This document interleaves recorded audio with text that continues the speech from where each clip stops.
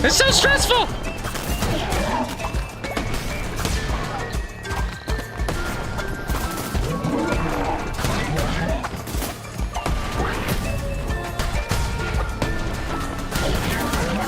Oh! Holy cow! Look at me, I'm all beat up and just no, it's just we gotta get it to the cart. We need to get it to the cart because it's too far to walk. Oh my God, there's two of them. Where's the cart? Oh, there we go. Oh, there's two of them. It's two in the cart. Put it in the cart.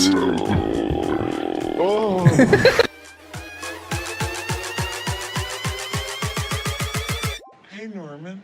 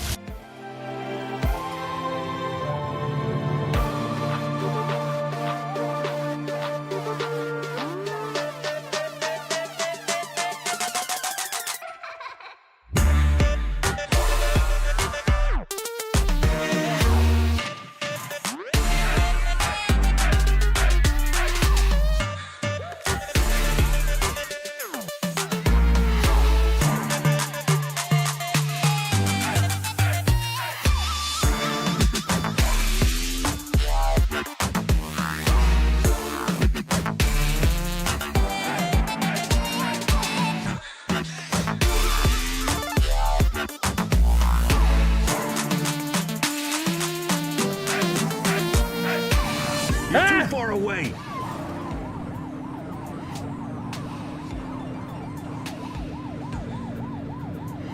He doesn't need the extra fine of not signaling where he's going. Are you running me in circles, sir?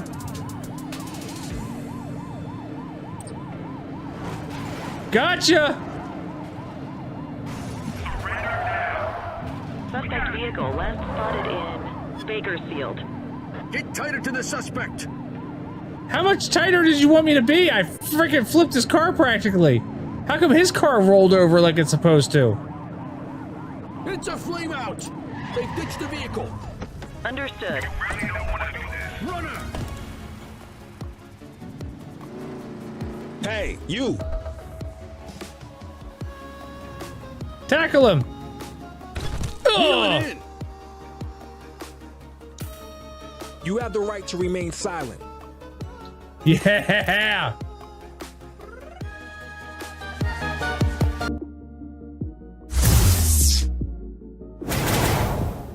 I think I heard some bones crunching in that tackle on that clip. Good evening, everybody. Welcome back to the stream. My name is Verbal. How's everybody doing? How's your weekend? Hello there. Droog! General Kenobi. How's everybody doing? How was your weekend? My weekend was actually pretty kind of decent.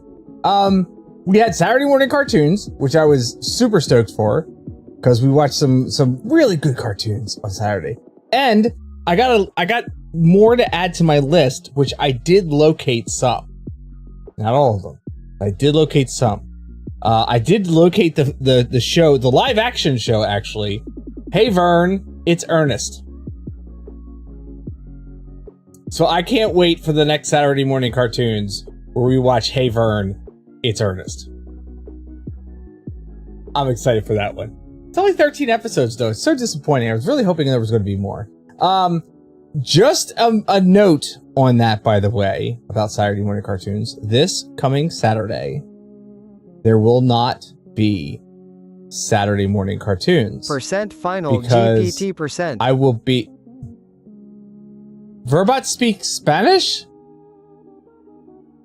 Are you serious? Anyway, the reason being is for the same reason why there wasn't cartoons 2 weeks ago. I will be back up with my sisters again, trying to complete the project that I started 2 weeks ago.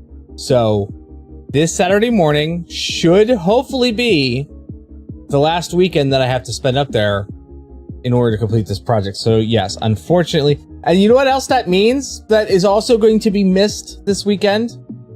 The Battlefield 6 open beta! I'm gonna miss the Battlefield 6 open beta this weekend. I am so upset.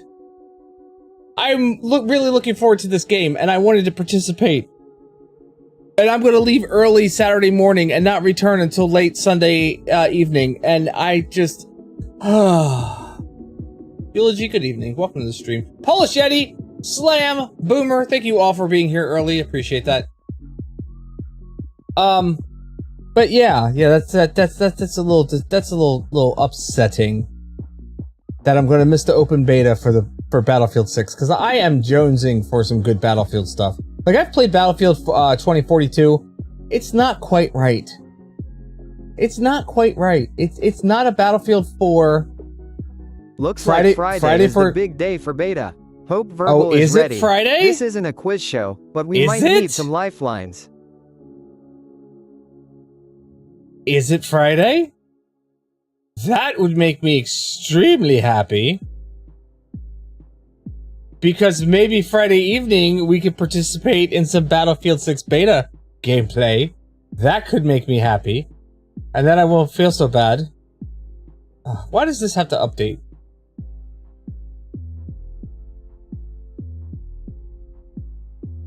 It's not even listed there.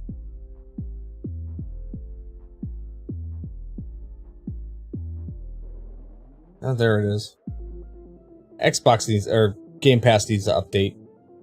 Did I hear correctly that that Battlefield 6 is going to be on Game Pass? Which is what I think I heard. I'll have to check this later. Something's gone wrong with the update. Something is wrong with the update and I won't be able to see it. I can't check Game Pass. Damn it! That's a shame. Anyway, so yeah, if Friday is the beta, maybe we do some Battlefield 6 on Friday if I can get into the open beta. I mean, it's open beta. I should be able to get into it. We can mess around with that and see how good it plays. I would be excited for that. Let's see, what else happened this weekend? Oh, got all of the kids together this weekend. It was a blast. We had such a good time. We ended up going down to Towson Town Center. Okay, they have a huge arcade down there. Like a legit arcade. The only thing that was missing was there was no coin operation. It was all scan card bullshit with credits. It's weird credits too. Because like 9.4 credits for one game and 12.2 credits for another game. Just make it 10 or 13 or whatever. Stop. Like, I didn't buy it by decimal point, the cards. So freaking either give us a time limit to play in or make it to where it's even number shit. Anyway, that's my only complaint about the place. Had a whole bunch of like crane operated kind of stuff, like, you know, you would see it like Japanese stores and whatnot. Whole bunch of crane operations for stuffies and what have you. Lots of great video games. Lots of fun like multiplayer kind of games. Like there was a 4-person Hungry Hippo my kids partook in. which was great. There was a ginormous 6-person Space Invaders game where you could even team up. But there was like 6 of us on the screen, and it's on a freaking wall. And then you could like team up and like power up your weapons by being in close proximity to each other, so that you could take down the giant Space Invader that came down at you every 3 freaking times. Are we talking round 1? Yes, we are talking round 1. It is amazing. That was a great place to go. My kids had a blast. My oldest son, well, and my youngest son, to be honest with you, have never really been in a arcade before, because as they got older, well, the mall around us, they haven't really been in a mall. Let me put it this way. They experienced an escalator for the first time in their 16 and 17 years of life. Like, they have never experienced an escalator before. They've never been in a place that had one before. It was a new experience for them at 16 and 17 years old, which blew my mind because I take escalators for granted, I guess, because I just always had them in my life, and I just, it's a thing. But in any case, they have not been in an active mall before, because the mall that we have around us has pretty much died, dried up, withered away. So this was a brand new experience for them, like the food court and everything. Like, they didn't realize that there was that many food choices available. They had a flippin' blast that day. So we went to Towson Town Center and spent the day down there. Went to round 1. You got 7 prizes from crane machines last time you went. That's awesome. We didn't really concentrate too much on the crane machines. A little bit here and there, but not really a whole lot. I think next time I definitely want to hit the crane machines a little bit more, because there's a couple of them that, you know, they had some decent prizes. And then we went from the Towson Town Center and we walked down to Ibizu Mini Japan store, which is a great place. If you're ever down Towson Town Center in Maryland, you got to go to Ibizu. They've got tons of Japanese flavored foods and whatnot. I got this raspberry Pepsi Zero, which I've never had before. I also have a lime one upstairs. Got that from the store. My wife got a whole bunch of food things and gummies and like stuff that, you know, I had to use a translator app in order to understand like what some of it said. And the translator app on the iPhone, let me tell you what, if you ever get a chance to use it, it's a built-in app on the iPhone. If you ever get a chance to use it, definitely use it, because some of the translations it comes up with are just pure gold. I saved a couple of them. I posted them on my Facebook. But the other thing that I walked away with from this store, because I was eyeing one of these up, and I'm like, you know what? I have some extra like leftover birthday money, right? So why not splurge a little bit? It's a Flago, okay? It's a Flago. I'm trying to figure out if it's showing the back of this would be better, because I think the front is, well, in any case, I got this thing. This thing is huge, right? This is a ginormous Flago, and it looks really flipping cool. And I was like, fuck it. I want a giant mech robot with a giant freaking sword and bat wings. And this was only $60. And the thing is, we saw a display of this on the wall in the store, and I no lie, it stands like this tall. It's like my BB, not my BB. What the hell's your name?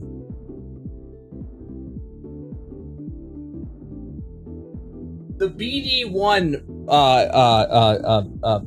well, let me grab him. Why I didn't grab him?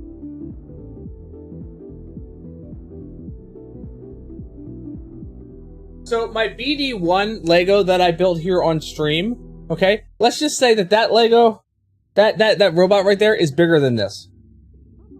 It's bigger than this. So I am excited to build it. It's going to be a blast. I do love my BD, though, by the way. BD is great. I'm gonna go put him back.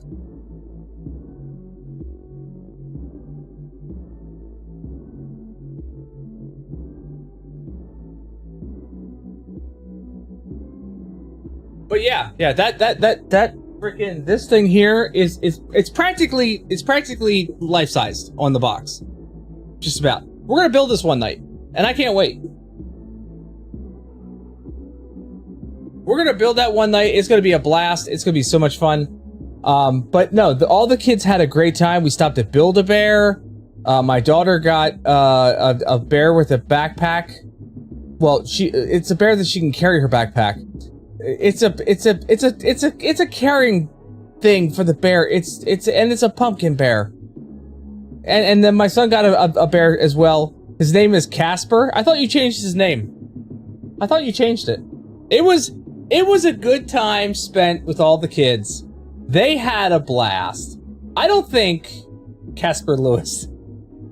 I don't think any of them complained about anything the entire day. And not that they complain on the regular, okay? Don't get me wrong. My kids don't normally complain on the regular. But I think they all really kind of enjoyed themselves, had a good time, and, you know, it was a fun day. It really was. I was very happy that we could all do it. By the way, this raspberry Pepsi is really kind of decent. I wish we had this flavor normally. But yeah, that was my weekend. And then next weekend, of course, like I said, I get to go back up to my sister's and finish the project that I had started 2 weekends ago. So Saturday morning cartoons, not happening this weekend. But hopefully after this weekend, we're going to be able to get back into a regular schedule and get stuff done. Let me see. What else is there? I don't know. Have you gone to see Fantastic Four yet? You should absolutely go see Fantastic Four. It's so good. It's so much. It's a really good movie. I need to see Superman yet. That's the other one I still need to see is Superman. I'm really kind of hopeful for the DCU with the way that James Gunn talks about where he wants to take it and what he wants to do. So I really would like to see Superman on the big screen. I don't know when I'm going to be able to go out and see it, but you know, who knows? Who knows? What else? There was something else I wanted to talk about, but I can't remember. How was your weekend, by the way, chat? Tell me, chat. How was your weekend? My goatee is like doing the little twisty thing that I can't stand right now, which means it's going to get cut shorter because now it's kind of like whoop, or excuse me, it's go whoop and swooping off to the one side, and I can't get it to go straight. That's annoying. You saw Superman and enjoyed it, but no spoilers from you? Well, I appreciate that, Chaos. Please, no spoilers. But you saw Superman and enjoyed it. That's good. That's good. I also heard that Alan Tudyk is in Superman. Like, Alan Tudyk shows up everywhere that you don't expect him to, with a lot of voices. And I heard that he is one of the voices of the Fortress of Solitude robot, if I'm not mistaken. So it'll be fun to hear him pop up in that movie. But yeah, no, it was a good weekend. Time well spent. That's all I can ask for, right? Spending some time together, that's all I can ask for. Friday night we were doing Doom, right? And that was a lot of fun. I actually got a lot of good response from playing that game.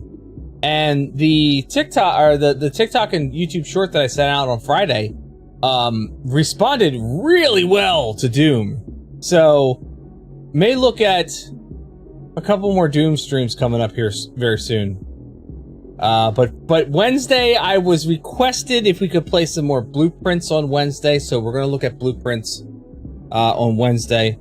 And Kren, good evening, my friend. How are you doing? Awesome to see you. Warframe, thank you, Kit Kat, by the way, thank you. We'll have to do some Warframe at some point again, too. I was kind of playing that. I picked up Warframe a little bit when I was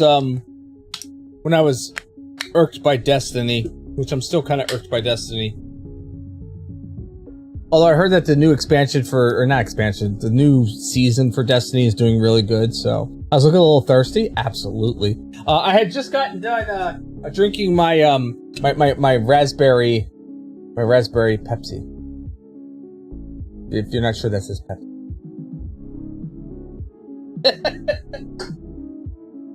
But yes, ooh, fancy. I know we went to Sunday when we were down in Towson. We went to Ibizu. I don't know. Terrible with pronunciations. Mini Japan store, and I got 2 cans of one raspberry, one lime, and then I also got some really okay. So these gummies I got some gummies while we were down there, right? Cause it's just little small packets of gummies. I can control myself. I'm okay. Don't worry. The diabetes isn't going to get me with these things. But they showed like an orange popsicle on the cover, right? So I was like, all right, let's try this. The texture of so you open up the package and it's a really strong scent of orange. And next to lemon, I really love the taste of orange, right? So, but the texture of these gummies is almost like a little gritty. I can't explain it. It's like not a fully formed gelatin gummy. It's like it was stopped mid-process. And it's weird, but in a weird way I like it. My daughter and my one son did not like these at all. The faces that they made was great. Faces they made was absolutely great. But yeah, Blue, the lemon one. So there was a lemon thing that my wife got where it pulled off into these little strips. And I'm not even sure if they were gummies or not. Like, I don't know what they were. But it was a very good lemon flavor. And I like me some lemon flavors. So, yeah, that's one I gotta stay away from for sure because it's way too good.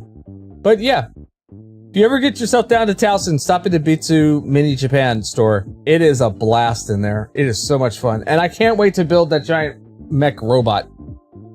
That'll be a fun build one night. The Flago. Lemon is better than orange? Oh yeah, and Blue got a Labubu from there. I can't even believe I'm saying that word. It just feels like it just feels like it's I don't know what it feels like, but it does not feel like a word that should be in my mouth. Labubu.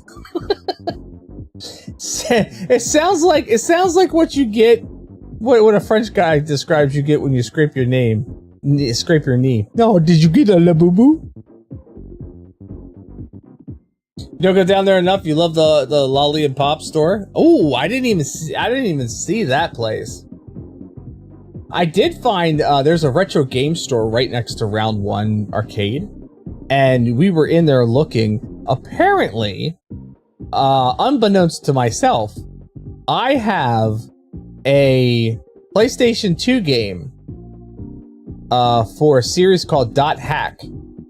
It's the 4th part of the first series of games, because there's 2 series of games that came out. There was the original Dot Hack game, 4 parts, and then there was Dot Hack /GU that came out afterwards.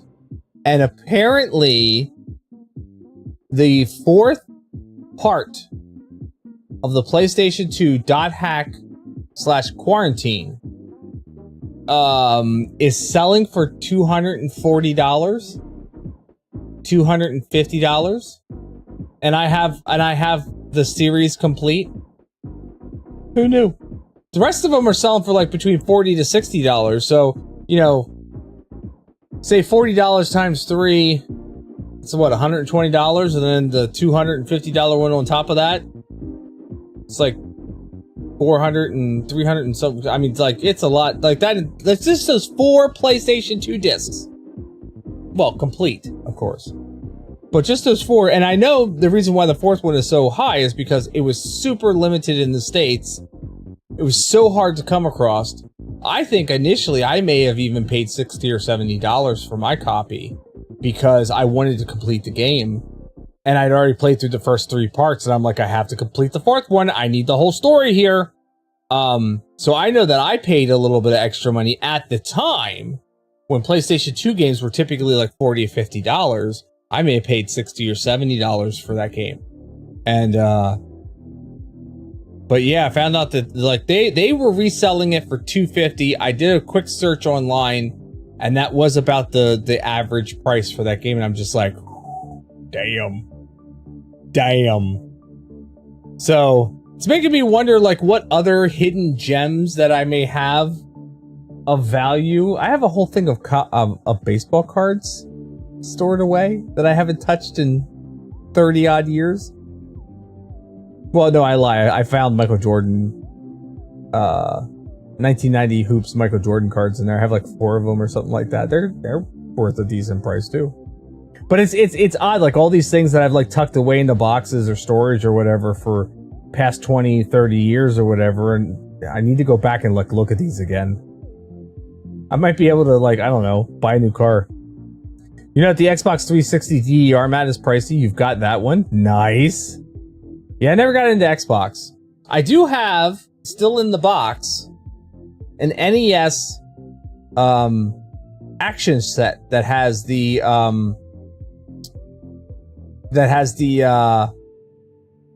light gun, Mario and Duck Hunt combo. It has the poster in there for the first issue of Nintendo Power, when they were in the process of bringing out Nintendo Power for the NES. It's all in the box. The only thing that was ever taken out was the NES was taken out, I think, once or twice, and one of the controllers was unwrapped. Other than that, it's not been used much. Good luck on your journey, fellow Porter. Great game. You just pre-ordered Mafia: The Old Country. Looks mint. Randy Piper, thank you for stopping by. I appreciate that.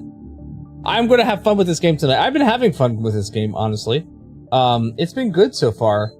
I got it originally, like, when it first released, and because there was a lot of hype around it when it first released, and I started playing it, and then I got distracted by something else because, you know, my ADHD ass doesn't like stay on a game for long. I've completed more games streaming than I ever have in my personal life. So I really kind of use streaming to like complete my game collection.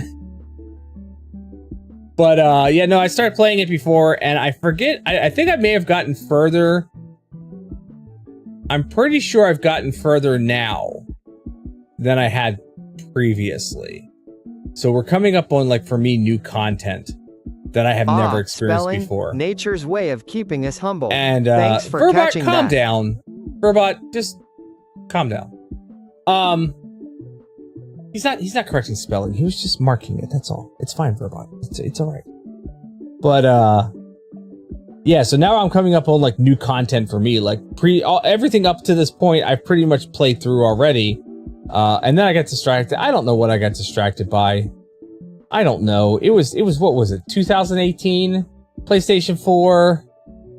What would have come out around that time? Something else came out around that time that I got mega distracted by. Was it Spider-Man? His first Spider-Man game come out around about that time? Maybe it was. I don't know. It's either Spider-Man or maybe it was Red Dead, and then I got distracted from Red Dead. I did complete Red Dead on the stream recently, so that's why we're playing Death Stranding now. But I got the upgrade to the director's cut, so I get all the beauty of the PlayStation 5 in the PlayStation 4 game. Yeah, Ken has DDR, Boomer. You want the DDR mat from Kit Kat? Boomer was apparently like some kind of DDR champion, something third place runner up, back of the store DDR master, something or another. I don't know. He says it better than I can. We were showing him pictures of back in college. We were showing him pictures of some of the DDR dancers that were playing at the arcade this weekend that we were at, and he's like, you know, tell him to get off the rails. He's in there, bitch. That is one thing I have noticed with all DDR is that like everybody seems to rely on those rails so much, and I don't think that that's what they were initially intended for. Be funny to see Boomer play DDR like those guys in the arcade. Yeah, oh yeah. In his Jinkos and spiky hair. Back in the day when Boomer looked like he belonged in 98 Degrees. Boomer was definitely the kind of guy, like if I would have known him in high school, he would not be the guy that I would talk to. He'd be too cool for me. Oh no, it's your favorite 360 game? The entire reason you got the console from your mom? Yeah, that's fair. That's fair. Look, it all started with the NES trackpad, okay? Like, that's where all this came from. NES trackpad. It's got history. And the puka shell necklace. Back in 2003, you'd smoke any one of them, promise? You wouldn't talk to me, but you would have... I wouldn't have talked to you, but you would have talked to me. I don't think you would have, man. I don't. Have you seen the pictures from that time period? I don't think you would have talked to me. You ate lunch in the band room. You weren't in the band. No, I ate lunch in like the art room. Or I ate lunch down near the theater. That's where I was. Either the art room or on stage. That's where I was. You were in the anime club? I learned I seem to get better at DDR the more alcohol's in your system, but you do pretty well sober. Yeah, well, that's because you're limber then with the more alcohol in your system. Your body does things that it was never intended to do. It's like playing darts or pool, you just need a few drinks to get dialed in. Yeah. Wouldn't mind playing some darts. Or some pool. Could do that too. Care less about who's around you. Yep. I never got into... So I don't have that kind of rhythm to me. I don't have that kind of coordination to me. There's no way that I could sit there... Look, I have a hard enough time with Parappa the Rapper, okay? I have a hard enough time with Guitar Hero, alright? And I actually enjoy playing Guitar Hero. I'm not good at it, but I enjoy playing it. But I could never get my full body involved in trying to play a video game that is based upon pattern matching. It doesn't translate for me. It doesn't, for some reason, my brain can't translate. Look at that arrow. Now press the coordinating one with your foot. I can't do it. Give all the chi in China to watch me play DDR. We'll throw a party, you'll bring the DDR. Death Stranding 1, you took time with. In and out those 5 years playing it. Played hard mode, now level 399 Porter grade. Holy crap, the great deliverer. Takes time, you sucked at crafting games. Goodness gracious, Randy. I don't know if I'm going to be playing that game that long to reach that level or not. Like, I'm looking to, like, complete the game and do some fun side quests and you know, discover new things or whatever. But I don't know. I do want to get to Death Stranding 2 though, because Death Stranding 2 looks amazing, and I was gonna buy it right away when it came out, and my wife said to me, she's like, "Why are you gonna buy this game? Aren't you gonna play the first one?" I'm like, "Yeah, I'm gonna play the first one on stream." She's like, "Well, how long do you think it'll take you to complete it?" I'm like, "I don't know, like 2 or 3 years." With the rate that I play games. Or how I play games. And she's like, "And why are you gonna buy this now? Why don't you wait until you complete the first game? And that way it'll be a lot cheaper when you go to buy it." And I'm like, don't use logic with me, woman! I want the dopamine hit of buying the game now. I didn't buy the game. I'm gonna wait. She's got the right idea. It's a smart idea. By the time that I go to actually like start that game, it's gonna be it'll be dropped down in price a little bit. It'll be like $40 instead of $60 or something. Just in time for the remaster. I'll get it just in time to play it on the PlayStation 6. Right around the time that, you know, the newest version of Borderlands 3 comes out, because we'll still be on Borderlands 3 when the PlayStation 6 comes out. How many systems has Borderlands 3 been on now? It's like GTA 5, right? How many systems has these games spanned? I believe it's like 3. Because or it's at least 2. If I haven't caved by Black Friday, you will not stand in my way. Yeah, but they probably won't even have a deal. Look, the Black Friday video game offerings this past year were absolute garbage. Absolute garbage. It's one of the reasons why I go out on Black Friday and I really enjoy it is to get those kind of deals that you don't see. Like, and we didn't need a TV, and we didn't need, you know, an iPad or anything else. Like, I was just looking for video games, and the video game offerings were garbage this past year. Garbage. Have you seen the pre-order for BL4? It doesn't include the game. Yes, I saw that. Yes, I saw that. I'm hoping that was a misprint. I'm really hoping that was because that is not okay. So first off, here's my question. Here's my question about pre-orders. If you're pre-ordering a game and not getting a physical copy, you're getting a digital copy. Why are you pre-ordering? Do you think they're going to run out? A lot of the times, the pre-order bundle crap that you get is just that. It's crap. It's a cosmetic here or there. It might be an exclusive mission that they're going to make available in about a year's time anyway. If you're pre-ordering a digital copy for a game, why? You only pre-order when you get to play early. Even playing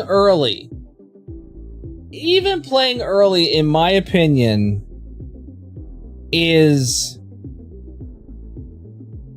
it's not as valuable to me anyway. For Boomer, it might actually be very valuable for him. But for me, getting to play 2, 3, 4 days early, it doesn't. I know I'm a fucking content creator. I get that. But in the same respect, like, I don't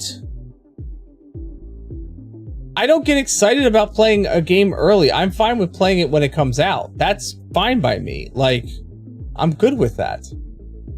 I don't need to pay extra to play it those 3 days early. Let's be honest. If I really play a game 3 days early, is that going to make my channel blow up? Is that going to increase my viewership at all? Probably not. I'm small potatoes. I know where I sit. But yeah. If it's cosmetics that I'm getting, If it's an extra level I'm getting, I don't need to pay for a pre-order on a digital game. Now, if it's a physical game, different story. Because now I'm physically getting something ahead of time. There could be content on the day one releases that you are not going to be able to get later on. Although I've seen a lot of the day one release games, physical games, still on sale like a year after the day one release, and you can still buy the day one release games, like it retail in the store, and get all of the content from those as well. You miss midnight releases? I miss midnight releases too. I miss midnight console releases, game releases. Like I miss that midnight experience of being in line with fellow nerds and geeks who are all there for the same thing and are really excited to get their hands on the same thing. I missed it because I had some great conversations in lines with people. I met some great people in those lines. Yeah, and the movies too. I mean, you know, you go to your fandom movie and find other people of your fandom, and it's great. And we don't do that anymore. And I know why we don't do it anymore, but still, miss those times. Lining up outside the theater at 10 o'clock, 11 o'clock, 9 o'clock, whatever, to get in to see this movie that you've been anticipating forever. Yeah, those were some good times. You were a COD bro. Most of the people you meet in line were not the people you would want to meet. That's fair. That is fair. Seriously. No, it's not quite the same, but I saw people camped out in front of a GameStop for the Pokemon TCG restock. Yeah, the whole Pokemon scene right now is getting kind of ridiculous. It's some of the stuff that I've seen where they are just like swamping, like as soon as they bring the stock out to the shelf in the retail stores, and they are swamping those shelves and just taking boxes upon boxes, cases upon cases. It first off, it's kind of disgusting. You know what I mean? It's kind of disgusting. And secondly, it's a disgusting. Common trend in gaming. Too many mechanics, too little balance. Magic that doesn't feel magical anymore. Too. What specifically bothers you? I can't see. I don't.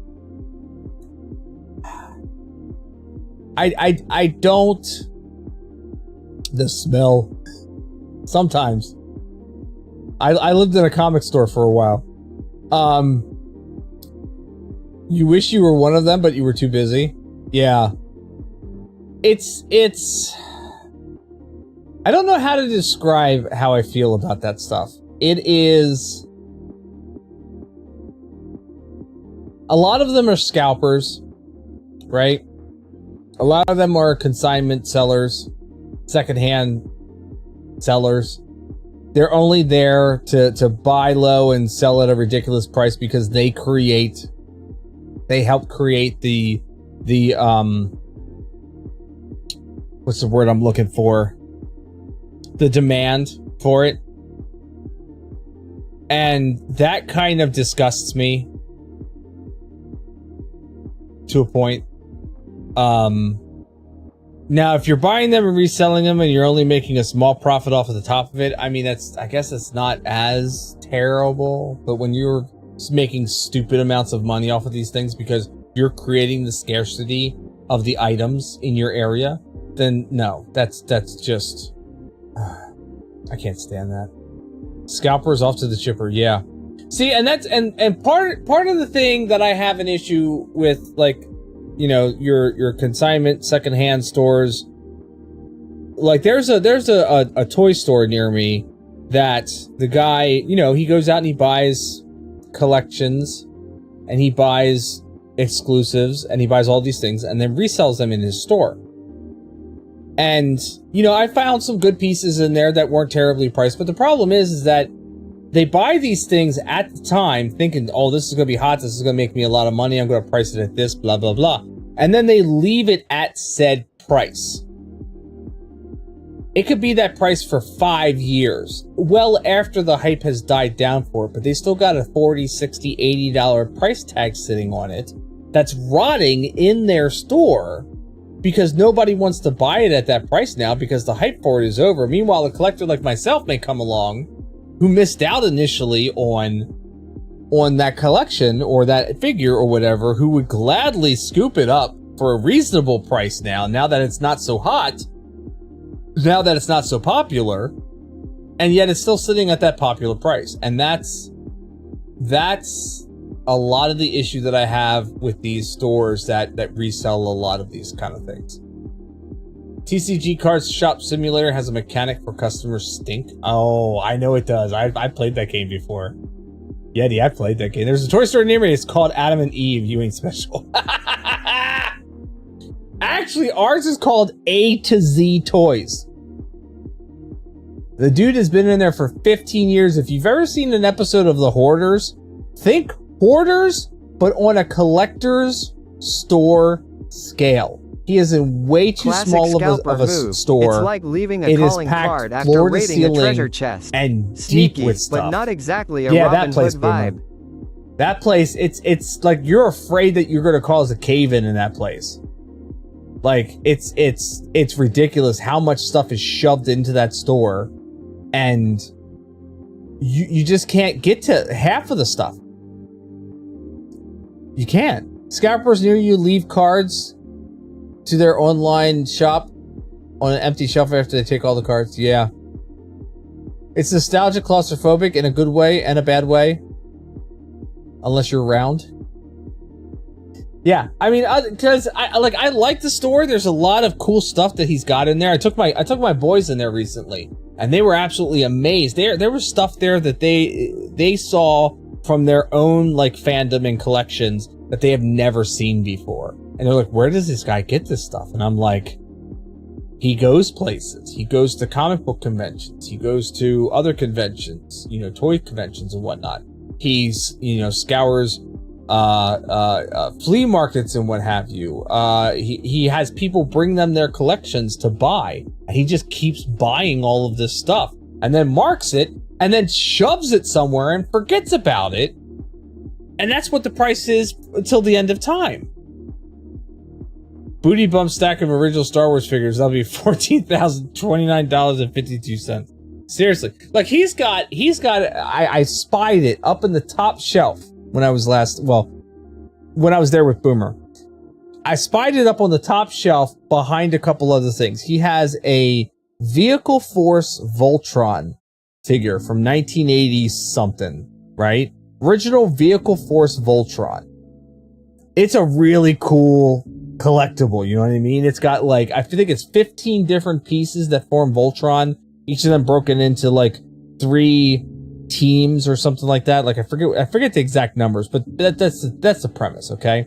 And it forms Voltron. And it's all like die cast, like Matchbox made it, I believe, if I'm not mistaken. And I asked him even, I'm like, that Voltron that you got up there. I said, what's the price you got on that thing? He told me it was like $350. And I was like, whew, that's a little bit out of my price range, but you know, it's good to know. I said, how long have you had that thing? He said he's had that for like 6 years now.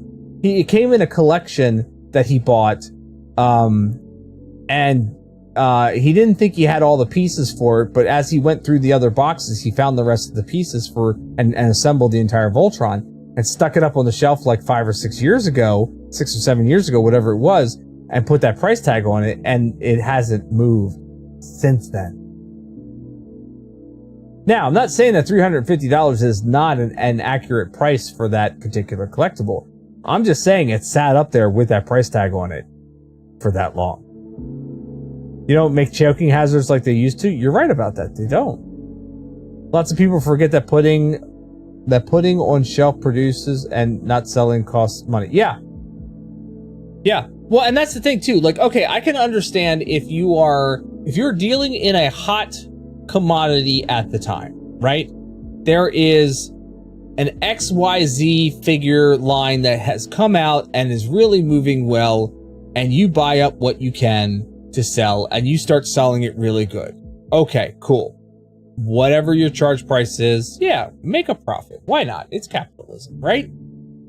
But after the hype for said line dies down, after the demand for that line dies down, after the want for that figure line dies down, don't you think that at some point in time, you would want to move said product out of your store? Looking forward to make room Just for don't bring more any of new your product mystery coming snacks into your again, store. Okay? What was that last thing, anyway? Right? The price has to change eventually. Yeah, that's the problem with his store, though. The price doesn't change. Once he tags it, it is like that till the end of time. And he doesn't haggle too much on the price. If I was running a store like this, okay, and trust me, I've contemplated this over the many years that I've been a collector. If I was running a store like this, at some point in time, you buy a thing for $12, you resell it because it's hot at the time for $60, right? As long as you don't go down below that $12 mark, you're still making profit. Maybe not as much profit, but you're still making profit. So if after a year's time that line dies down and I want to bring in more stuff, but now this stuff here is taking up the space, as long as I don't take it below $12, even if I take it to $12 and I break even on it, that's all that I need. I'm not losing money at that point in time. And it would probably entice more people to purchase those lines when the price drops like that. And then I can bring the new hot in, bring in the new hotness, and sell that for a profit. And then, yeah. Yes, that's how it should work. I will give you 3 goats for the Voltron. Well, you still have overhead, friend. Yeah, I know. I understand overhead. I get that. But at some point in time, like, this is what major retailers do. This is why they create, like, clearance items. This is why they mark stuff down. Because they need to move it out of their store in order to make room for the new product coming that they can sell at full price.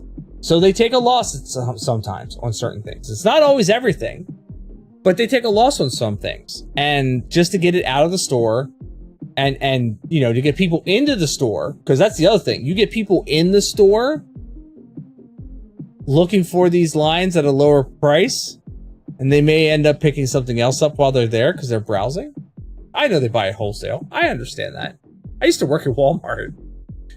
I remember having to clearance stuff down all the time, thinking, my God, we're spending so much money just to get rid of crap. But it's a model that can be applied to a smaller business as long as you're careful with it. But it can't stay at like a $60, $70, $80 price range until the end of time, because it will never move. I know effing capitalism. I get it. I get it. And no, and it's not like the store was drowning in customers. No, like I think we were the only ones in there at that time. And then when I took my boys there, this past weekend, Thursday. I took them there Thursday. When we walked in, there was one other guy there who was selling his collection to the owner. So the owner is there on the floor with all of this collection spewed about that he had to quickly gather up so that we could get by and peruse the rest of the store. And what was even worse is, Boomer, there were some areas that we could get to when you were down here that we could like walk back to and like peruse that you can't get to anymore. It's blocked off. Like you would have to physically move a good number of things in order to get back to that area that you were looking at before. When you were here, you can't get to it now. You seen a place like that sold old bubblegum machines? They had like 100 of them in the shop, taking place everywhere. It was okay, sure, they priced it low to get them out. Nope, they were expensive as heck. Yeah. Yep. I think a couple walked in when we were leaving, not exactly a packed house. Well, I mean, okay, no, it was a packed house, Boomer. For that house, it was packed. Because you can't move more than like 5 people through that space. Like, I think that guy treats it like his living room garage. Yeah, seriously. Yep. And I even had a conversation with him because I was talking to him a little bit last time. And I said, you know, have you considered, I'm like, I love the fact, like, I was in there when he originally opened shop. And when he originally opened shop, it was a lot less merchandise. You could actually move around. You could see and peruse everything that he had in the store. He even had this one setup in the center of the back part of the store where it was G.I. Joe, and he had the Terrordrome there. He had the USS Flag. There was a couple G.I. Joe vehicles all on this little centerpiece thing, all priced. You could buy any of it, but it was like a display, and it was eye-catching because it was huge. It was amazing. He doesn't have that anymore. He doesn't have the room for that anymore. But I asked him, I said, you know, you've been here a while, haven't you? He's like, yeah, I've been here 16 years. I was like, yeah, I think I remember coming in when you first opened up. You know, you had a little bit more room back then. He goes, well, I've gotten a lot more stuff since then. And I said, well, have you ever considered moving into a larger space? And he goes, yeah, I've been looking, you know, for a number of years for a larger space, but, you know, can never find it within the right price range, or they want to tack on these extra fees for things. Like he was talking about, there was this one place where they had a LED marquee outside that you had to, any of the stores that were in that complex had to pay. They would put your name up on the LED marquee, and there, it wasn't an option not to have your name up there, and then you had to pay for that, like advertising on the marquee. And he's like, I'm not going to pay for that, blah, blah, blah. That's not something I want to pay for. The problem is that he's been in this place for 16 years. He's budgeted the rent in a certain way that if he makes any kind of move out of that store, even if it would be profitable for him to move into a larger space, to be able to sell the merchandise, to be able to see all the merchandise and then sell stuff, he's not going to do it. He's also saying that he sells on eBay, or does he just buy? He just buys. He buys and shoves in that store, and then buys and shoves in that store, and then periodically sells a couple things here and there, and then buys and shoves in that store. I'm surprised he's lasted 16 years like this and hasn't like collapsed under the weight of that collection. He should sell online. Yeah, he absolutely should. The problem is he had to go and get pictures of his stuff, which means he has to get to his stuff. There's not enough room for that. I really believe if he would get into a bigger location, he could do so much more business. Like that first year or two may be a little rough with rent and everything else, but being in a more open space, being able to have customers be able to get to and peruse all of your stuff would be amazing for that store. Sounds like a hoarder? Yeah. Collector? Yeah. Absolutely 100% he's a hoarder. look, I'm a collector myself, okay? And all a collection is organized hoarding. I know this. I have collections. Sometimes I collect hobbies. But I have my Star Wars collection, I have my Transformers collection, I have a He-Man collection that is actually the more active collection right now. My He-Man collection, my Star Wars collection has kind of stalled because I don't want to pay $16 for a little 3 3/4 inch figure because I think that's a ridiculous freaking price to pay for a damn figure. So now when I make purchases of figures, it's calculated and it's like I really want or need that figure or something like that. But my He-Man collecting has like increased. I didn't realize I was as much of a He-Man collector as I am. But with purchasing the Castle Grayskull that's sitting here behind me, with hunting out for the cartoon figures because I really like that cartoon line. Like I was showing a listing to my wife the other night. It was $150 for 5 figures of the cartoon line, all of which I don't have, and one of them is the He-Man that I've been searching for. And I told her, I said, well, you break it down, $150 between 5 figures. That's like, about $30 a figure or so. I'm only spending $30 for He-Man, which is a lot better than spending $60, $70 for He-Man. And she's just like, well, what are the other figures in there going for? Because you could still be spending $60 or $70 for He-Man, but the other figures are like $15 or $20 a piece. I'm like, no, it absolutely works out. It's collector math. It absolutely works out to $30 a figure. I don't care what you say. I mean, math is mathing. Looks yeah, right? like the math gods are smiling down. Just remember, sometimes the numbers have a mind of their own. I mean, that's how it works, right? You want to save yourself money by not hiring a contractor to do the work, so you do the work yourself. You buy the tools that you need, right? The 6 or 7 tools that you need, and then the materials that you need, and then you do the work yourself over the period of time of like a month or so, and you save that money. It's simple math. Boy math, I use it all the time for war dollies.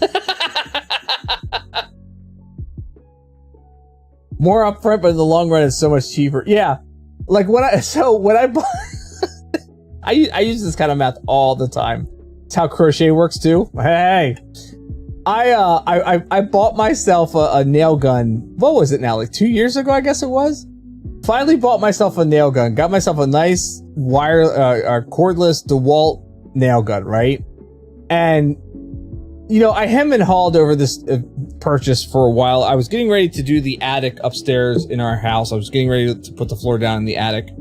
And I hem and hawed because I did the one over at our other house and I used a hammer that entire time, and I was kind of wrecked after using the hammer. And it was a hefty purchase. The nail gun really was a hefty purchase. It was something I had to save up for. It was something I had to allocate for. Like, it was a chunk of change. And I justified it to my wife. I'm like, I will absolutely use this again. And she's like, look, it's your money. She goes, but that's a lot of money to spend on a tool. And I'm like, yeah, I know, but I will absolutely use this again. Yeah, and with my shoulder too. That was so helpful. And I have used that nail gun so many different times that it has more than paid for itself at this point, in my opinion. Like, it's more than paid for. It helped me with the expansion of this room. It is helping me with the DIY project I'm doing over my sister's house, where I'm framing out walls for her to enclose spaces. It has the garden, the little garden divider thing that I built for my wife in the backyard. I used it for that. Like, I have used this nail gun so much, and I am like giddy every time that I use it, because not because the fact that I'm like justifying the cost of it anymore. Just the fact that I should have bought one of these when I was much younger and saved my shoulder from all the hammering I've done over the years. It's one of those purchases where it's like, yeah, it costs a bit of money, but man, does it like save just even your body in the long run. And this is the same kind of stuff I do with collecting. So I'm like, I will get enjoyment out of these collections for years to come, and I can buy them now for this combined cost. It's only, in my mind, it's only $30 a figure, so that works out. It's all good. Will I ever sell anything from my collection? Probably not. Let's be honest. I've had some of these figures for longer than I care to admit. Well, some of my He-Man figures I've had from the 80s. You know what I mean? And we're like, what, 20 years from the 80s, right? So I've had them for 20 years. It's 20 years, right?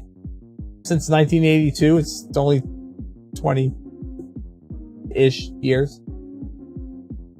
That's all it is.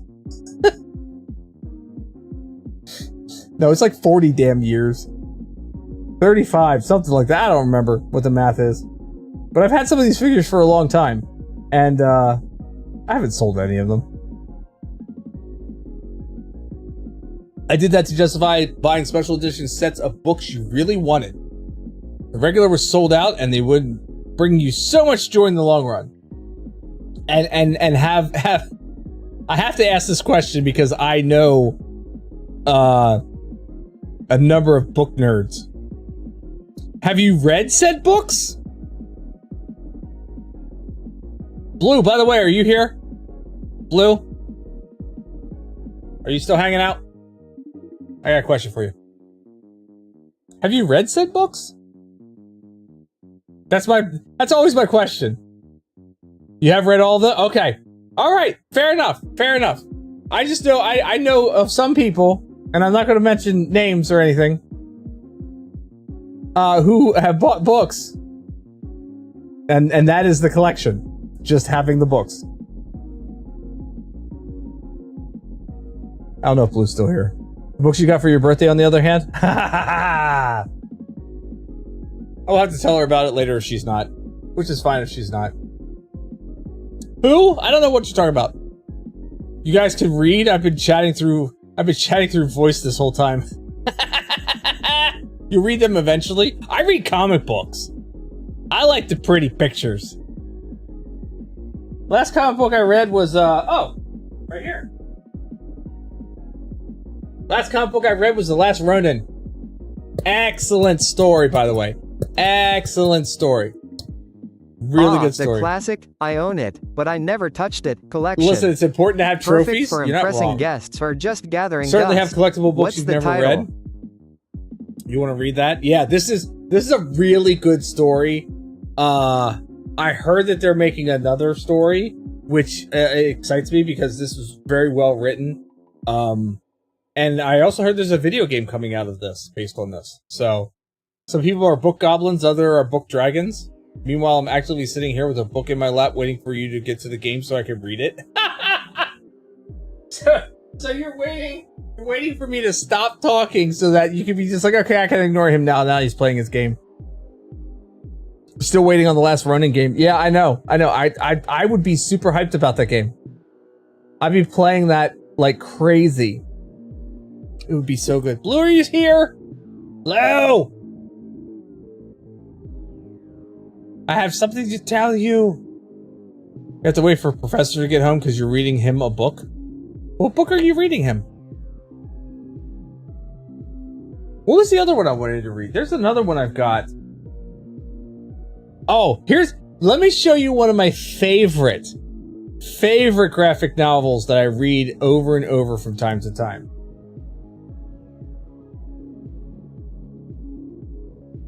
This is one of my favorites, and I really want to find more like this, but this is my Calvin and Hobbes.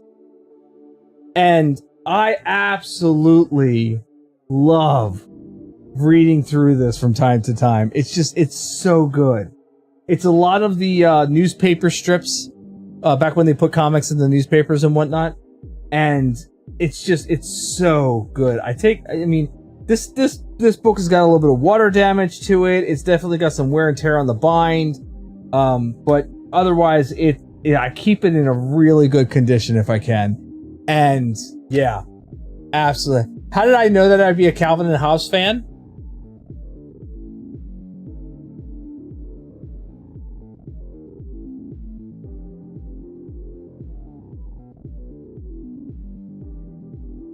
I don't know. What gave it away?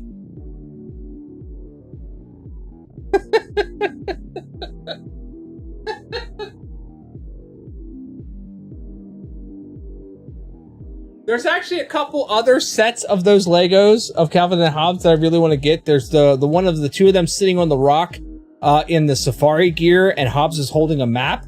And then there is basically this scene right here with them sliding down on a sled that I really want to get as well.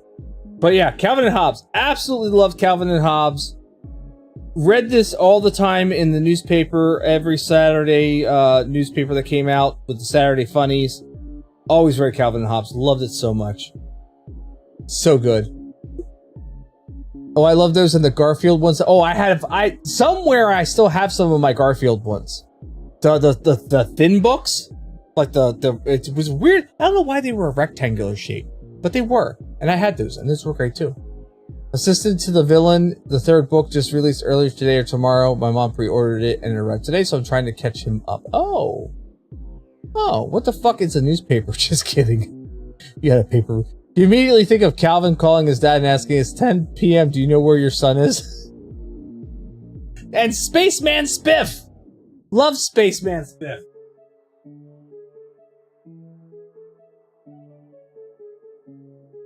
Sounds like they had a blast.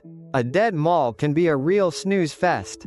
Did they at least discover a hidden gem, or was it all just neon lights and tumbleweeds?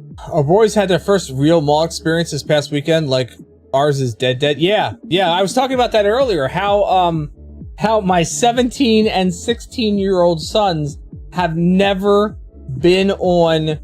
Oh, Blue, you are here, good. Have never been on an escalator before, and they were having issues with the escalator and how to like go up and down the and I take it for granted because I've always had escalators in my life, but they've never been in a place where they had to use an escalator before, so that was a brand new experience for them. They've also never been in a mall that was active, so I'm kind of looking forward. I want to take them to I've taken them to Towson Town Center. Now, next time I want to take them to Park City Mall in Lancaster. Because that one is super active. That one is like super, super active. Truth, you missed the mall up here once you moved back? Yeah. Yeah, the mall here in our town is dead. It's done. I'm not even sure why some of this... Like, Fishbone is the only thing surviving in this mall. That's it, Fishbone. Rural King isn't even attached to the mall? Yeah. So, Blue, I found a book today out at Walmart. It's on the end cap next to electronics that I think you need to check into. It is called The Reign of the Pumpkin Queen. It's a continuation of the Nightmare Before Christmas story, where Sally has been crowned the Pumpkin Queen. And everything is good in Halloween Town, but then she discovers a door to Dreamtown and goes through. Yeah, the paper edge, it has paper edge art on it and everything. It looks really interesting. Really interesting. I didn't know if you were aware of it or not. It's out at Walmart, paperback. It's there. The only thing open in the food court is a Charlie's. Yeah, okay, so we never really had like a food court in our mall. We had food shops, right? We had an Orange Julius at one time. There was a Friendly's restaurant inside of our mall. We had Annie Ann's. There was a candy place, and then there was another place. What did they sell? Smoothies or something, I think? In any case, the last food shop that we had in this mall was Annie Ann's, and they just recently went out. It was the only food place left in the mall. Everything else had shut down.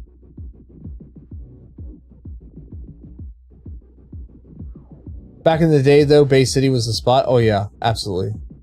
Yeah, but if I'm thinking, if the mall you're talking about, you also had a movie theater in it? In my mall? No, we did not. There was never a movie theater in our mall. We had Fox Theaters that was across the street from the mall. And then they built RC theaters. down the road on the Golden Mile.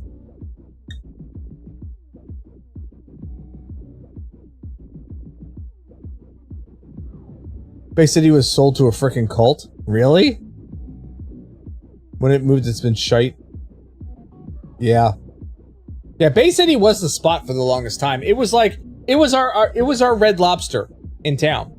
Before we had Red Lobster. Of course, now we have Red Lobster, and that's shite too. Olive Branch Ministries? Did they turn Bay City into a ministry? Like, really? Oi. Anyway. Christian Holistic Church Group. Great. That's okay. Honestly, any organized religion is a cult, if you really want to get technical about it. Any organized religion. Some of them are just more successful than others. In my opinion, cult. Convince me otherwise. Well, since this conversation has dissolved into cult talk, this is not where we started off. This is fine. This is fine. Everything's fine. Don't worry. Ignore the flames. Where's my friend? I have him back there. My everything is fine, Pop.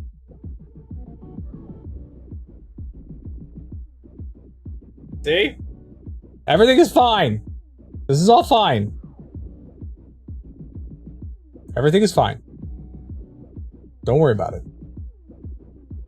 You saw Phil moved for a minute? No, Phil's still back there. That's how conversations work, right? What, it devolves into cult talk eventually?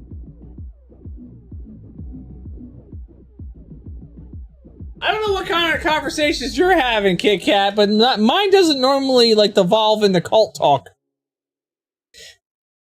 Next it'll be, oh, and so did XYZ. I thought he'd poofed and I saw the comforting stare of his red eyes. See?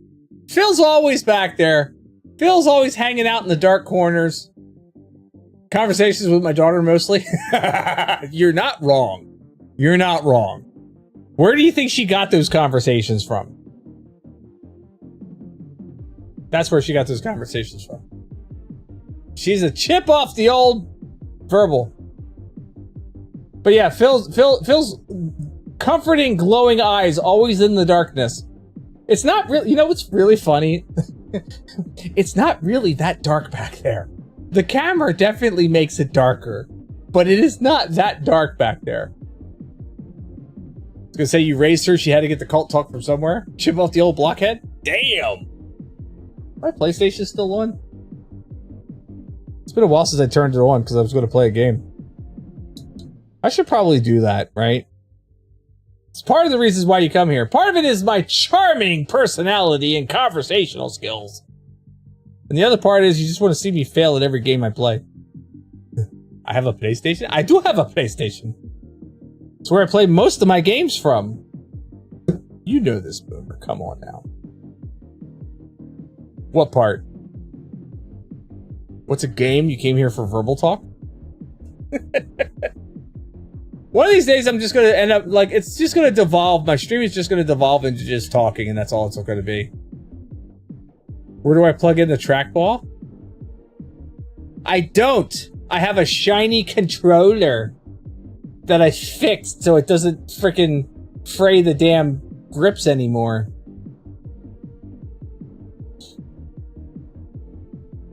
The filing? The failing. Oh, the failing. 3 hours of talk, 10 minutes of game. You know... The fuck is that, peasant mouse? That's this right here. This is my mouse. I love my mouse. I've been using a trackball mouse for over 20 years. Shut up. Controller that ironically matches yours. Yeah. Yeah, it does ironically match yours. I like this. I like the chameleon color a lot better than just the straight blue. Although I was thinking about buying the straight blue as well and like periodically swapping them out. No, I'm not that crazy. No, that white thing with the sticks? Yeah, it's a weird trackball mouse. It's a weird trackball mouse. It's so pretty! We should do something with this. It plays games even! Woohoo! How the fuck do I use that? Carefully. Boomer, you have one yourself. Shut up. You got the new version of the trackball mouse. Yeah. Actually, there is. So this is the mid. Here's a funny story, and then we're gonna play some games. Funny story. This is actually the mid-range trackball from Logitech. There's one that's cheaper than this one, right? And then there's one that there's a step up from this one yet that has higher DPI on the trackball, as well as being able to like angle your hand and how it sits. And I've actually been considering that one. Yours is better. Yeah, the one that Slam has actually holds your hand like sideways, and you move the mouse. Do you move your mouse? No, that's a different mouse. I think that somebody at work has one of those where it's like this, and then they move the mouse. But the trackball sits up on the top, and you just use your thumb to move it around. But it holds your hand sideways, which is actually really, really ergonomic and really nice. I tried to use it to play Forza, would not work.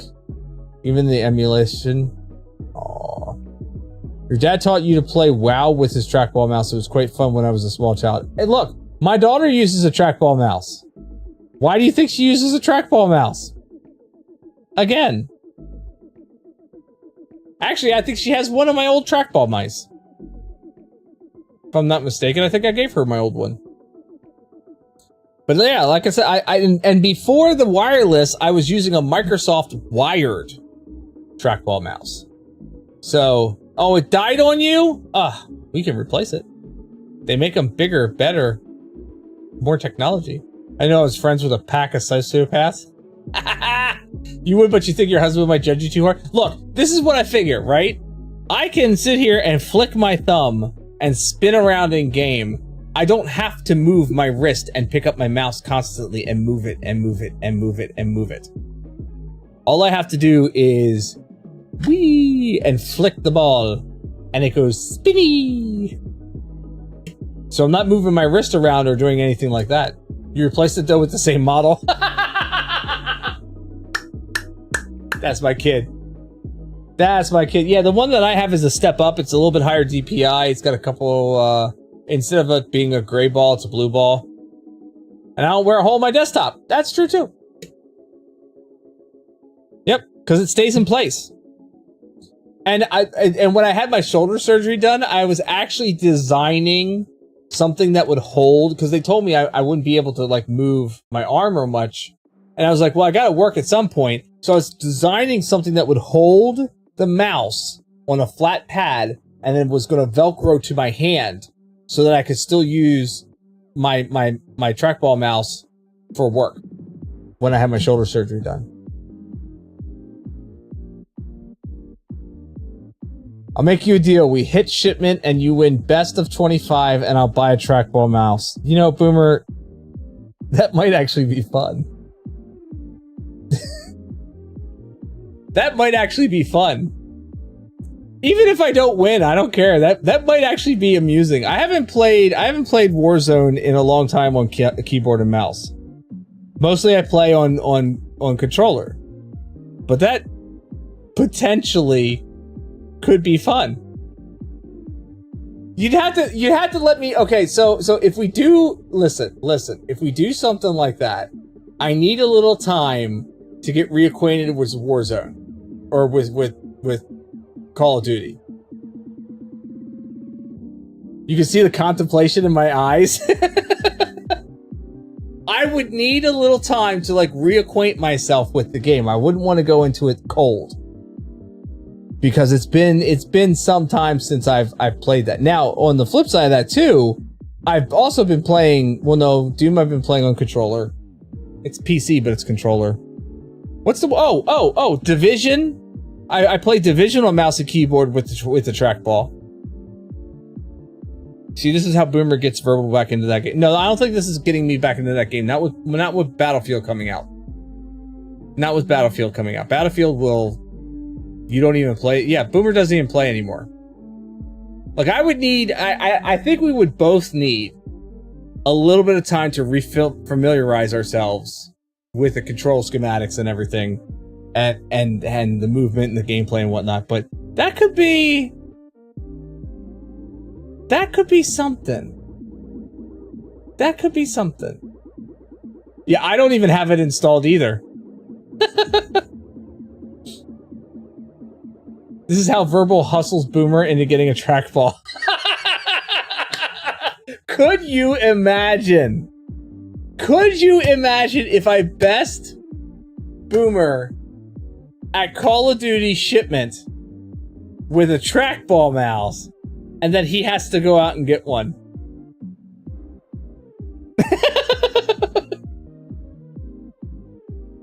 Oh, Boomer, you would never, ever be able to say shit about the trackball ever again. Listen, we had a clear hierarchy in the squad. He upsets the balance. That's fair.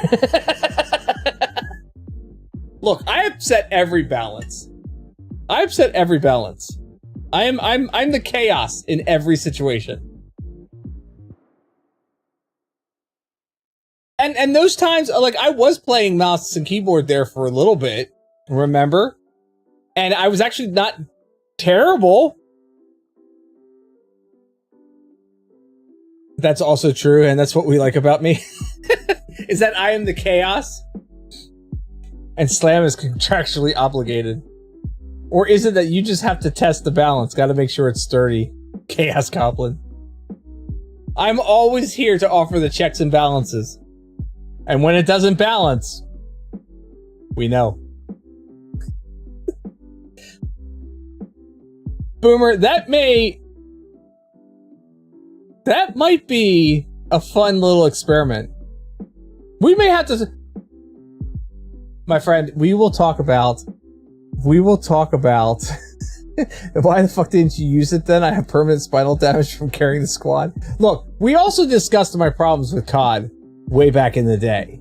Like when I first started playing, I was using remote play from the PlayStation, which was adding lag that I didn't realize was there. And I was doing mediocre with the lag. I went directly to like playing off the PlayStation connected to a capture card, and it immediately improved my gameplay. Immediately. So yeah, you and I may have to have a conversation off stream about this and figure out how we're going to set this up, because I think it's about time that it happens. Because you've been wanting to 1v1 me constantly. You constantly bring that up. So you've been wanting to 1v1 me for a long time. And I'm not saying that I'm any kind of gamer. You know what I mean? Like, I am not, you know, any kind of gamer at all. I mean, I'm a gamer, but it's terrible. So I make no claims. I make no claims whatsoever to being good or anything. But that might be something we need to discuss logistics for and have some fun with. Doing a 1v1. That could be something we could do. Sounds like a good two-person all-day stream. Just saw an article online, fact-checking now, but rumor has it that Something Wicked's closing? Oh no! There was an Intro Wars clip about 1v1ing. I have to look it up. It's real? Something Wicked is closing? Well, Something Wicked is a local bar and brewery. They're a brewery as well, I think it is. Nearby. They've been around for a long time and they're closing? That sucks. Yeah, Boomer, we'll talk offline. We'll discuss this offline. I really feel like maybe this is something that should happen. I think it'd be fun. I don't know about you, but I think it would be fun. And of course, like, no hard feelings whatsoever. I don't care if I get my ass kicked. I don't care if I have my ass handed to me. It's fine. It's no huge deal. All right, let's do some gameplay. How about it? Right? Yeah, you're saying likewise because you know you're going to kick my ass. It's gonna be like, yeah, I'll agree to this and say no hard feelings. I know I'm going to own him. It could be a fun experience and a fun challenge. I like the idea. We'll talk. let's get to some gameplay at Death Stranding Director's Cut. Because I really want to play this game. I'm really in the mood to deliver some packages. You know what I mean? I want to deliver some packages. And hopefully not get, you know, swallowed by black tar babies. Black tar. That's not what I meant. That is not what I meant. Black tar BTs. Boomer will be practicing day and night to not have to lose. Yeah, exactly. And so will I. I know! I know! I know! Anyway. So we're gonna jump into a video game, trivia. 4 rounds. And now we reinstall. and then, oh. You know, there are some times where the lack of filter is not great. Sorry for that comment. It wasn't inappropriate. I know. It was very inappropriate. I agree. And of course, the first thing that I think of is the damn story from my childhood. The one that, you know, got removed from Disney because it was absolutely fucking terrible. Yeah, this is the one right here. Yep, it's me. Hi, it's me. I'm the problem. It's me. It's all me. In any case, let's jump into video game trivia. We'll do 4 rounds. I think Zed Carroll and Boomer are both here, so good luck. And when we come back, we will be jumping. Hi, I'm the problem, it's me. Yep, that's right. I'm the problem. When we come back, I know. I'm aware of what came out of my mouth and how bad it was as soon as it came out of my mouth. I'm aware. I apologize. When we come back, we'll be jumping into some Death Stranding. So stick around for that. Enjoy the video game trivia. I will be right back. Don't go anywhere. I want to see you on the flip side of this. Let's have some fun tonight.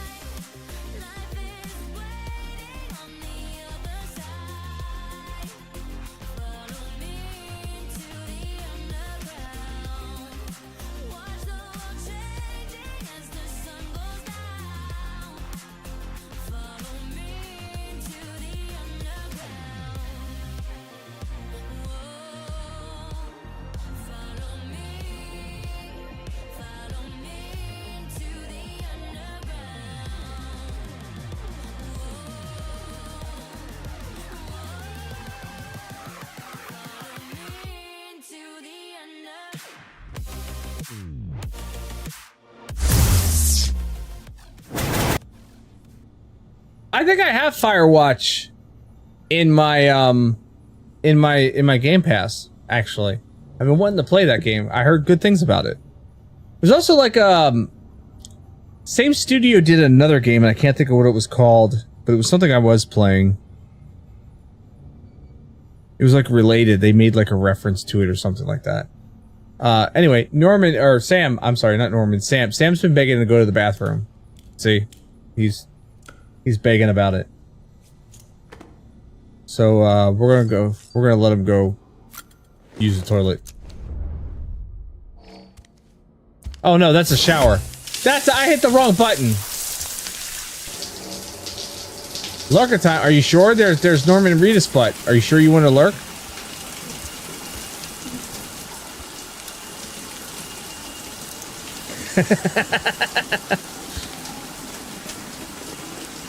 He didn't need a shower.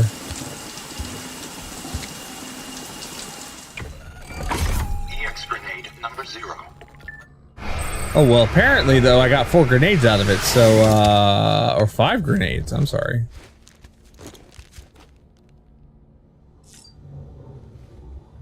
No, you did not miss it. It was there. It was there.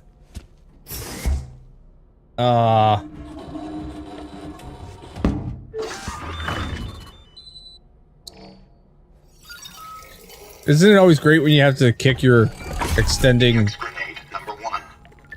toilet?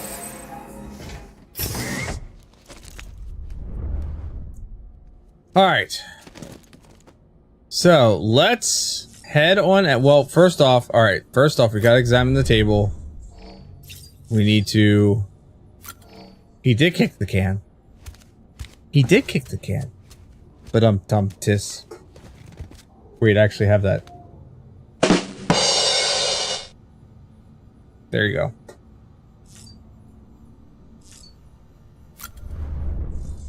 Are you sure for real this time? Are you sure? Just as I get ready to drink 3 cans of energy drinks?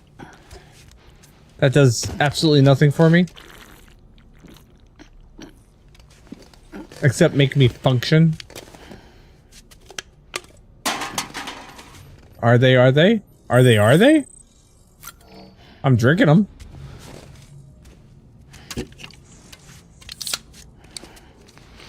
Oh, I see what you're talking about. Oh, I gotta fix that. What the shit? Yeah, I see. Let me...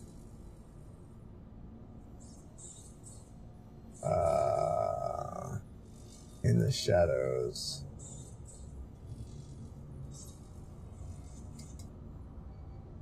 You know, all this time that lurk has been going off like that, and I've never noticed that I doubled the phrase. What are they doing over there? I guess I deserve that. Thanks. So bright, so rude. Alright, 25% more stamina. Let's go. I mean, let's go. We'll pee on the road. Almost made me jump a little bit.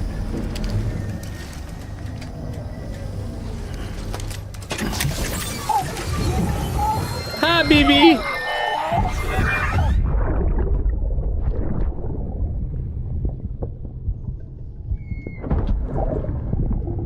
Sorry about the mess. I got caught in the rain.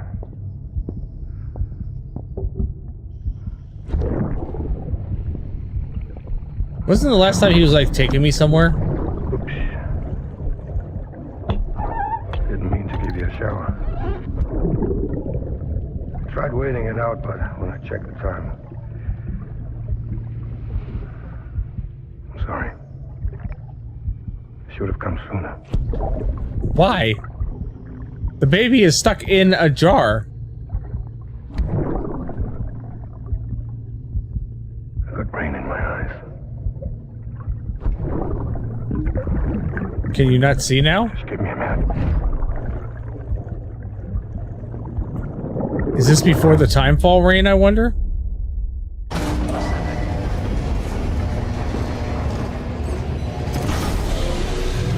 Oh yeah, I got me new legs, by the way. Scanning bridges ID. Oh, and the vehicle's still here. Weapons detected.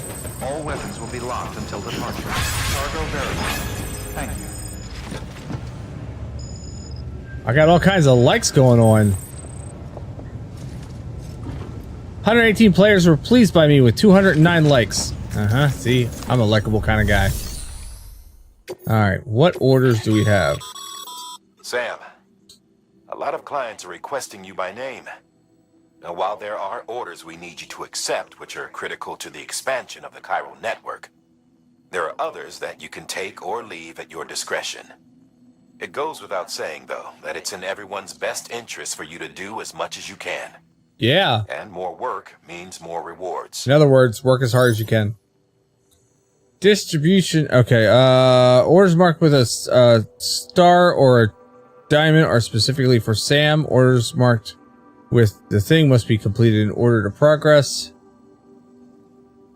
Other orders for Sam do not have to be completed, but completing them does bring benefits. Orders marked with a triangle are not designated for Sam specifically and can be taken on at my discretion.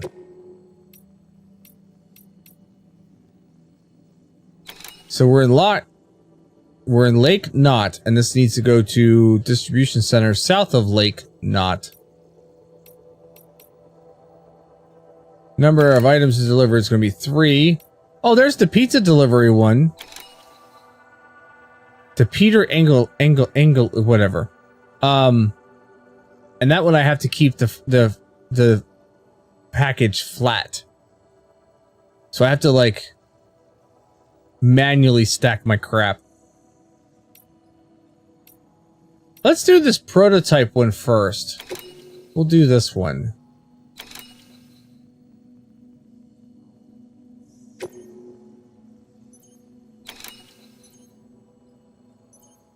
What is the road reconstruction?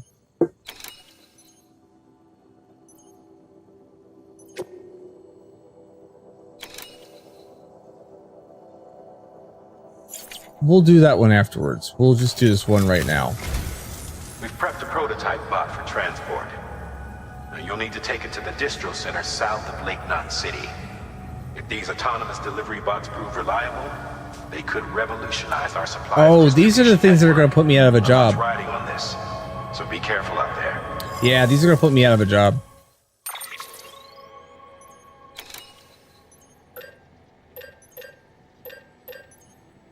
Oh, I could fabricate a long distance trike, which is probably faster than the mule truck. Wait, go back. Let's... Yes.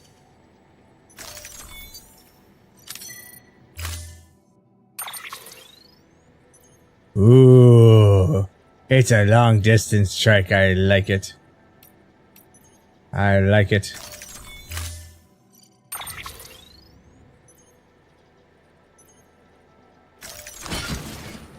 Haha, that's barely any weight.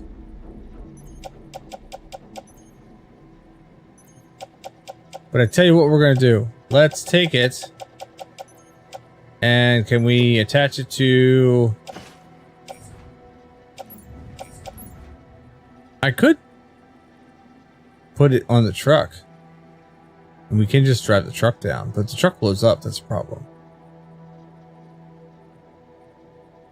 Do I take the truck or do I take the bike?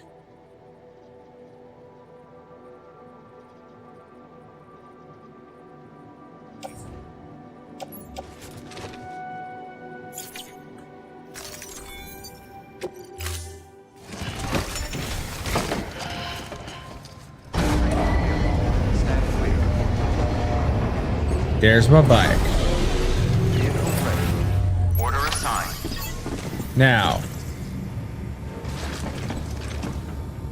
let's see what happens if I do this. Can I take these and attach it to my bike? Apparently not. Is this bike... Does this bike not allow me to attach cargo to it?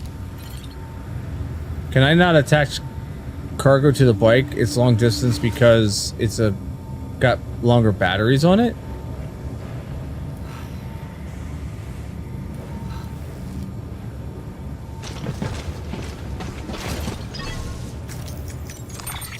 Maybe I do use this. Alright, I'll tell you what. Let's, we're gonna use this first. We'll see what happens. Have a pleasant journey. Have a pleasant journey.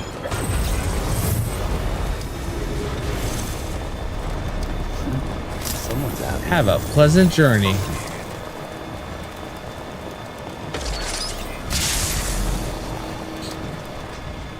Keep on keeping on. Journey.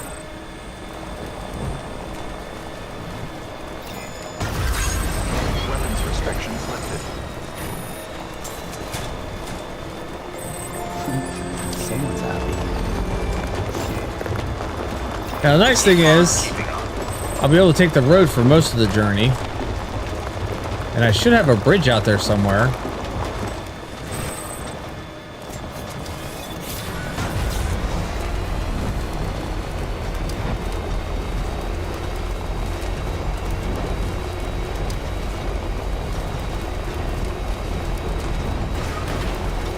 Oh, it looks like there's a road for most of the, like almost all of the journey right now. Somebody's been building roads.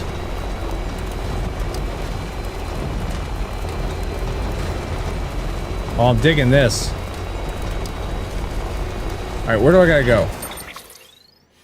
I gotta go to... No, zoom out. I gotta go here. The road almost makes it. So I just follow the road until I can't follow the road anymore.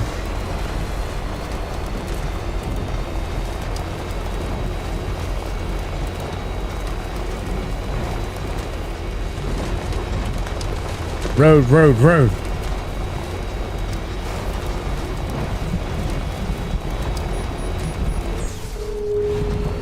I wonder what that is over there. See that yellow marking? I wonder what that is. Now, knowing my luck, I'm going to get down here to the end of the road. It's just going to like fall off.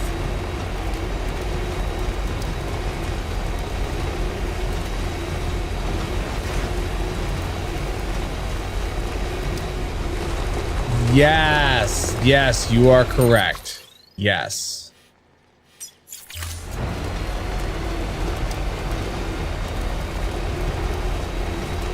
Well, I tell you, this is, I don't know, I love whoever built the majority of this road, because this is great.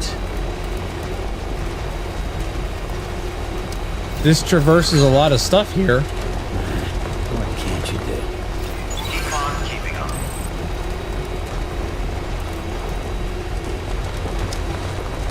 Alright. How close am I? There's the distribution center. That's where I need to go.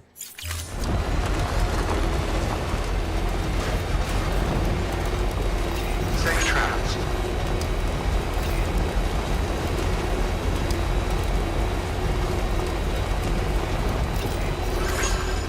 End of the road.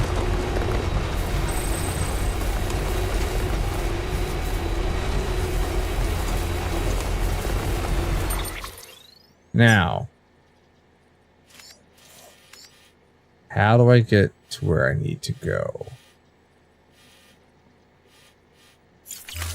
I have a feeling this is going to be a little rocky. You know what I mean?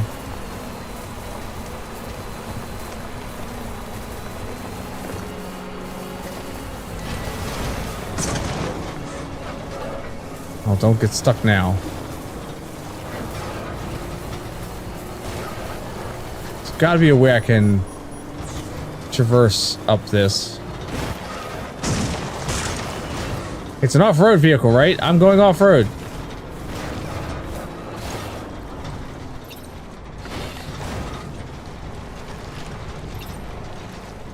Oh, I could jump my vehicle.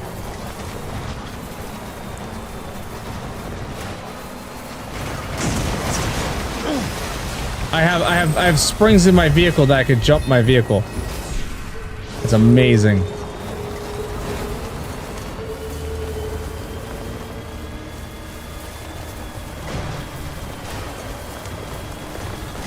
Hey, look, that's where I want to go.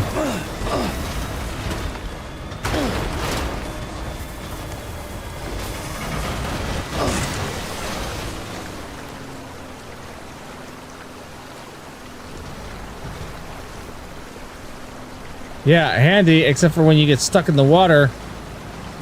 Oh, God. This could be bad. This could be real bad.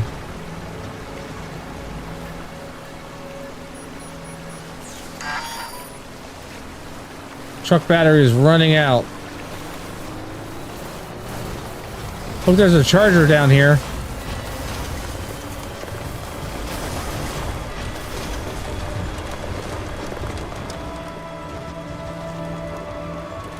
Well, this is an easy delivery. I like this. Scanning bridges ID.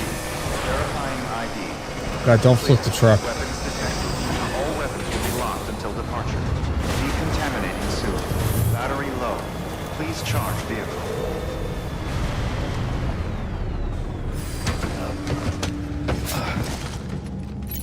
All right. Well, thank you, Kit Kat, for hanging out. Appreciate it. Tell Professor I said hi. He can join whenever. Thank you. Appreciate that. Deliver requested cargo. Remember, watching a graduation ceremony is like sitting through a movie that's entirely end credits. Until we meet again. He's not wrong. You're Sam Porter then? Been expecting you. We were told you'd help with the bot testing too. But before we get to that, let's see how she's doing.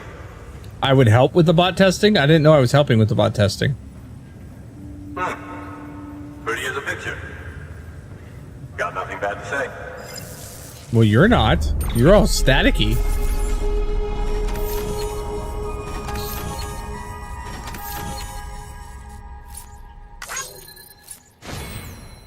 Delivery completed.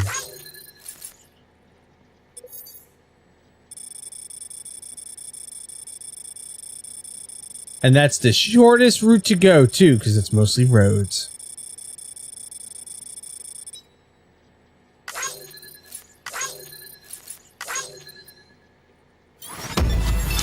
Awesome! 1 star, 2 star, 2.5 stars.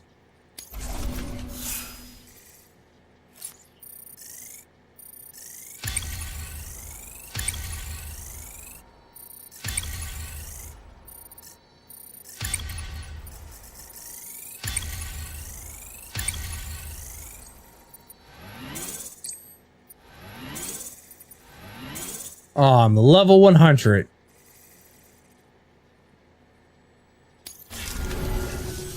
These bots aren't designed to operate outside the network service area. So let's get the distro center linked up already. Floaty USB keys.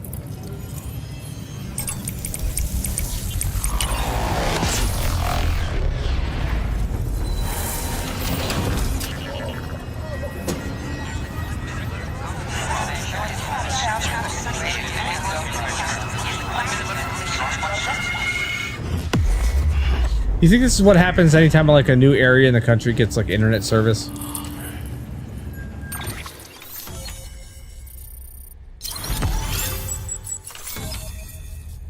New strand established. There's no way I'm halfway across the country right now.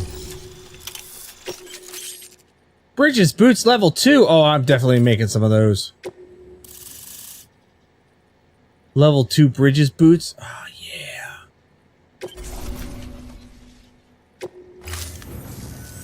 And there it is. I'll start prepping for the tests. You sit tight and wait for HQ to ring. You're not the boss of me. Much obliged, Sam. Now the bots can enter the final phase of testing. I designed them myself, you know. My hope is that they'll lighten the load a little bit. Unlike human porters, if one goes down, it won't cause a void out. Before the Death Stranding, scientists used to fret over the singularity, the possibility that someone might create an AI smarter than any human. But it never happened. Yet. Machines don't cause void outs. They can't die. They don't have beaches. No matter how far they come, machines will never understand death like we do. Yeah, but they'll outlive us all. They'll never truly surpass us. Yeah, they will. They will outlive us all. Terminal. I'll walk you through how to use the bots. And don't worry, I'll keep an eye on things from over here.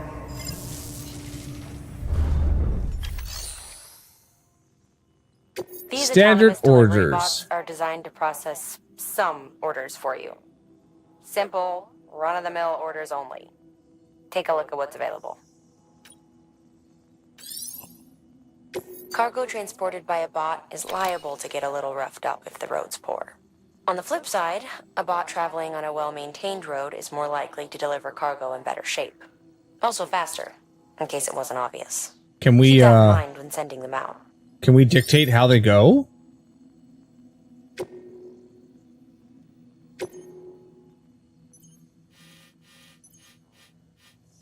Can I like dictate like you go from here down to here and then get on the fucking road?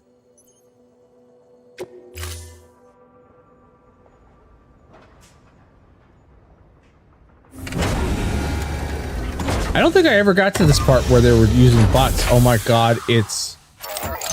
Oh my god, it's like legs. Oh, that's frightening as hell. It has boots on. And it's singing as it's walking. That's weird as shit. Now we wait for the delivery bot to reach its destination. As of today, there's just one, but if the test succeeds, we'll move ahead with mass production. Then you'll be able to dispatch them yourself. Oh, seems I misspoke. We managed to slap together another delivery bot for field testing. You can decide how to use this one. Sorry, baby's fussing again. Thanks, Sam. We'll talk later. Okay. Good work, Sam. These autonomous delivery bots will benefit everyone, from folks in cities and way stations to preppers out in the back and beyond. But you must be exhausted. Why not take a break? I bet your BB could probably... I just had a break and then a nice little freaking car ride. But apparently it wants me to take a break. It's going to force me to take a break. Even though I'm fine. I don't need no break. Who do you think I am? I don't need a break.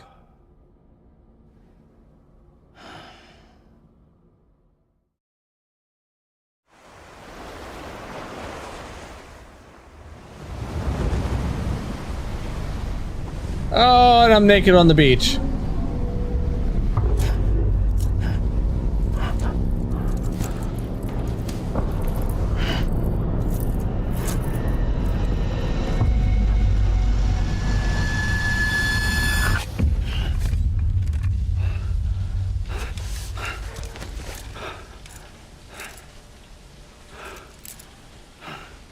Hi.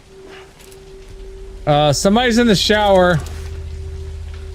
Somebody, is that Fragile? Is that Fragile in the shower? In your shower? Yep, that's Fragile.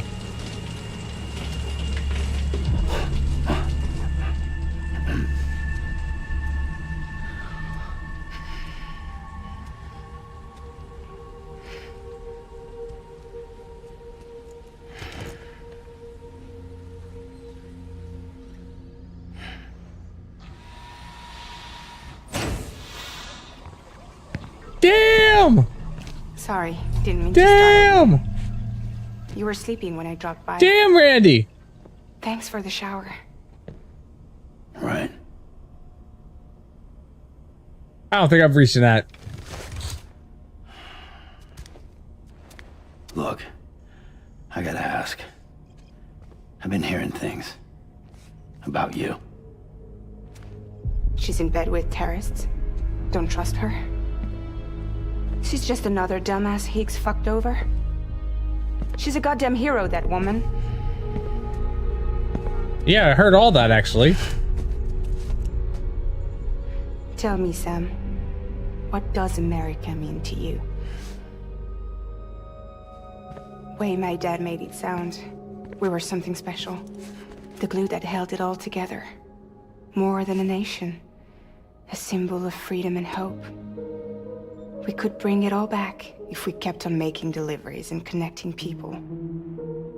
He was sure of it. I was a wreck after he died. That's when Higgs made his pitch. Together, we can run He made his packages bitch? What? from sea to shining sea. Back then, he had a monopoly west of here. We both stood to gain a lot from a partnership. Business was pretty good at first. But then, a year ago, when those fanatics started stirring up trouble, fuckers hijacked our system. Somehow they got a hold of our security passes and used them to sneak into cities. And just like that, we're delivering guns and bombs instead of medicine, and I didn't even know. We were just cogs in a terrorist machine. Higgs was behind it all. And on top of that, he got his hands on an old-school nuke that I ended up carrying right into Middle Knot City. Oh, damn. Yeah. It was me. I blew it up.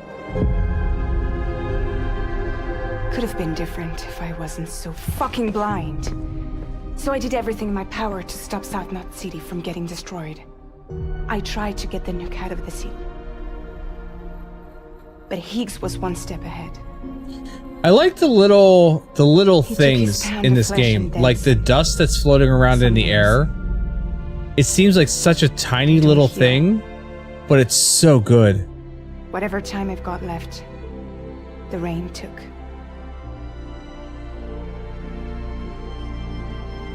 So there you have it. Everything's true. Except for all the lies.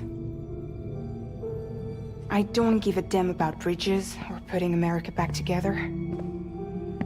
But I'm not about to let Higgs and some terrorists take my father's legacy and shit all over it. That's why I came to you. I'd love to know what her accent is. So, I can't place it. now? I'll be there for you, Sam.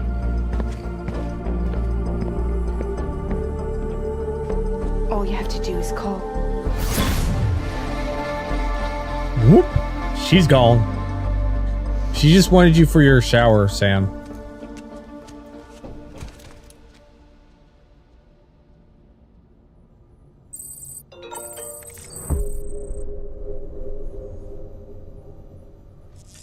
What? What? What? You want me to leave? You want me to leave? Let's see, mail. Recovery request. Track down chip with a weird symbol on it. One of the porters we worked with spotted something strange out by the crater lake near South Knot City, said it looked like some kind of chip. You know, for data storage, had a V symbol carved into it too. Isn't urgent or anything, but if you fit it in your schedule somehow, I'd be grateful. Head to the distribution center of south of Lake Knot City and accept the order and make it official.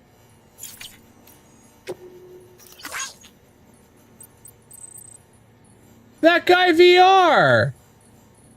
Good evening! Welcome to the stream. You haven't been here for a bit, just did life things? Hey, look.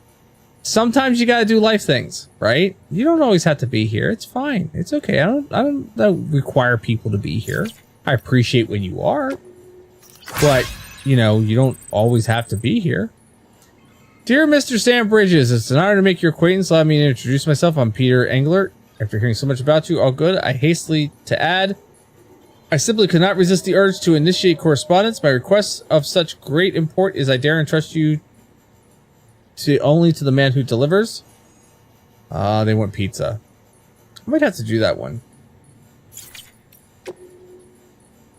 See you out there fighting the good fight, kiddo? Tip my hat to that for bringing this old curmudgeon his medicine. Doing a whole lot better for it. Much obliged. So in exchange for signing a contract with Bridges, I get meds and supplies delivered to my doorstep. That's no different from the deal I had with Fragile Express. While I may not have full use of this here network of yours, I can access the weather data and news I need to make my life easier than before. All that without my having to join the UAC. So what incentive is there to do so? Well, there's lots of incentives. You beat the mules without killing anyone. Yep, that's what I did.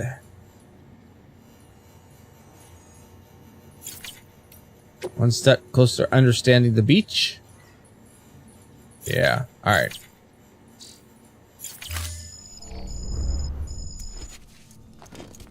Let's see here. Let's check on BB real quick.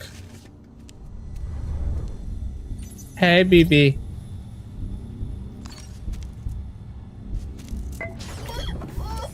Oh, bumped his head. He looks happy, but he bonked his head. Alright. Let's head back out. You just caught up to me?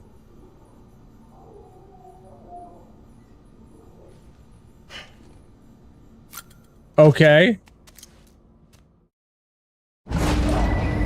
What clip is this, Boomer?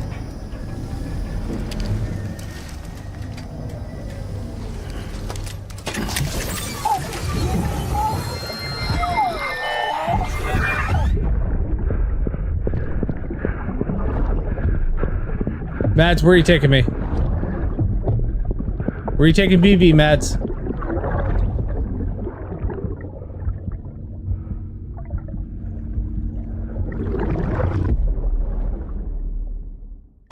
That was weird. Oh, I forgot my hat. I gotta put my hat on.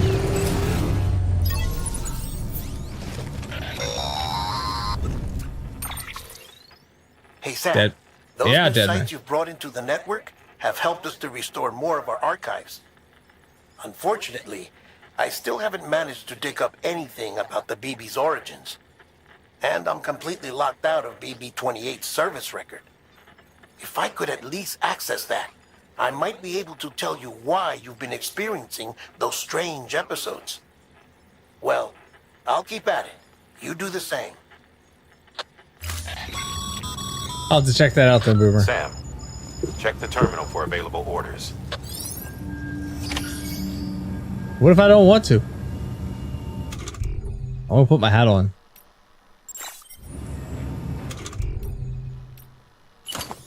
I'm gonna get new boots.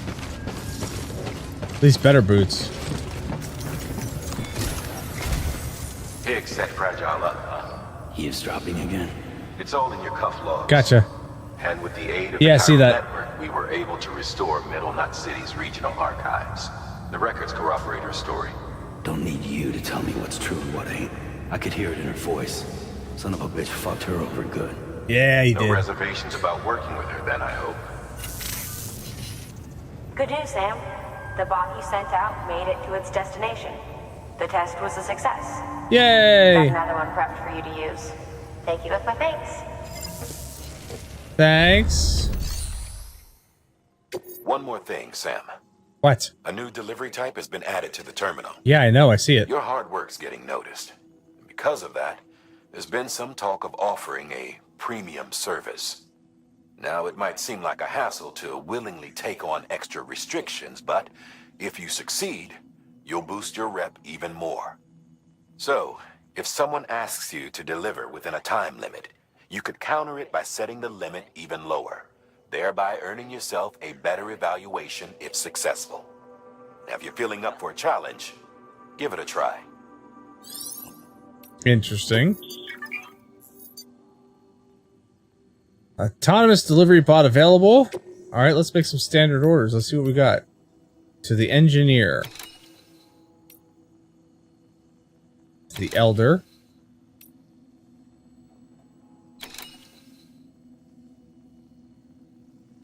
We can send that one up to the mountainous area. Why not?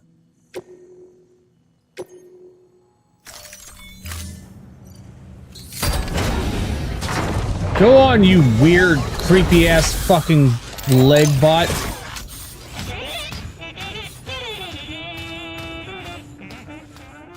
I don't like the fact that it sings as it goes along. That's a little weird. Alright. First off, let's fabricate equipment. I want to fabricate 2 of these boots.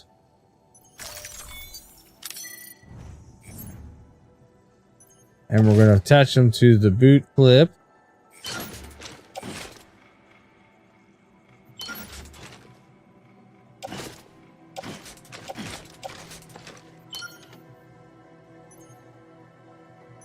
And I actually want to recycle those old boots because I'm not going to need them anymore. So, recycle. Porter boots level 1. Yep, we're going to recycle those.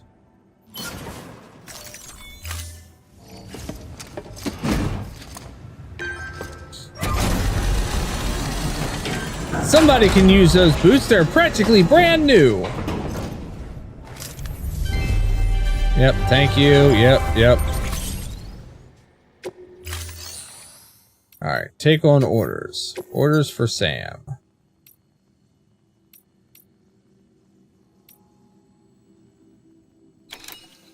Delivery to a weather station. Let's... screw it. We could do that. Condition less than 50% damage. Fragile cargo. Delivered to mountainous area. Why not?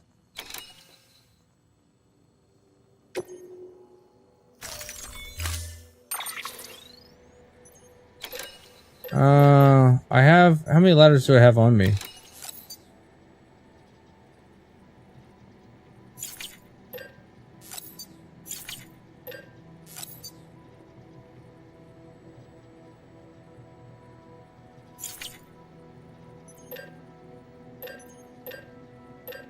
We'll do 1 ladder, a climbing anchor, and a PCB.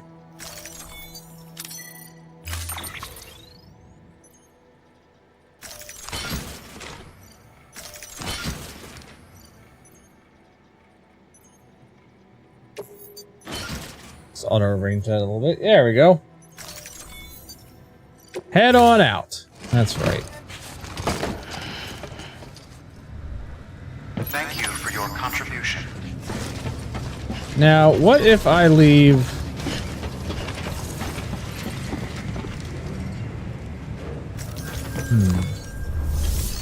I'm just thinking...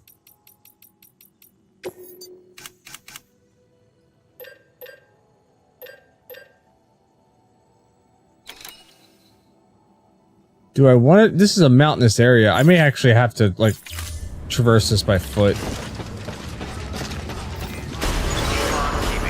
Beginning scan. Have a pleasant journey.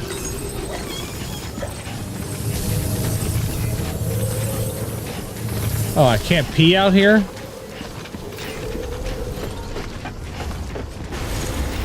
Keep on keeping on. Taking a break. Oh, yeah? It's been the new time sync for you? Alright, let's see. Where do I need to go? I need to go up there. So... that's an online bridge. Come down here to the bridge and then go here and then go up there. My weird jar baby thing is doing great.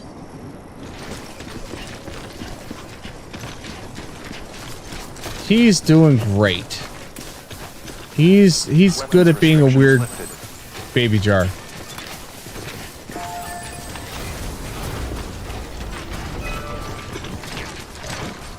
There's a bridge over there. Where does that bridge? Oh, that goes... I don't really need to go there. So... or do I? I don't know. Let's see where this goes.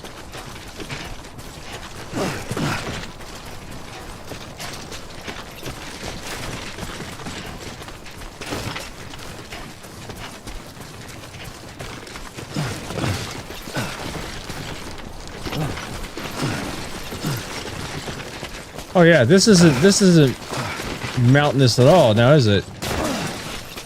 Oh, calm down. You're fine. This isn't treacherous at all. Now are we? What am I picking up here? Oh, I didn't even know they were here.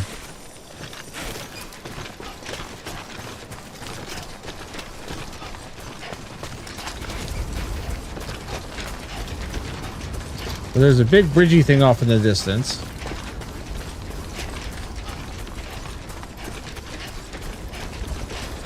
I haven't even built a road yet. Not yet. Apparently in the world that I'm in right now, there are a lot of roads already built. So, am I going the right direction? I am going the right direction. I did build myself level 3 legs. So I've got fancy legs.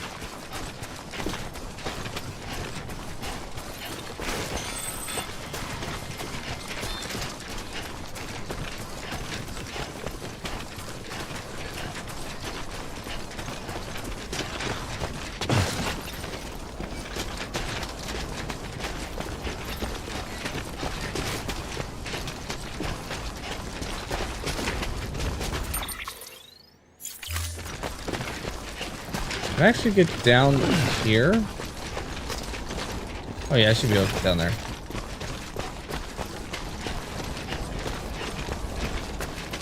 I can run for days with these new legs.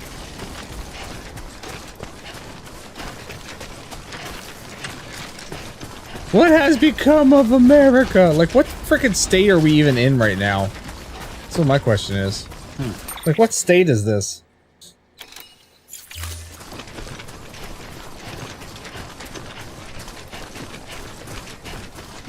We're somewhere in the middle of the country, like around, I want to say, not quite Mississippi, maybe down from Wisconsin, not Wisconsin, Milwaukee.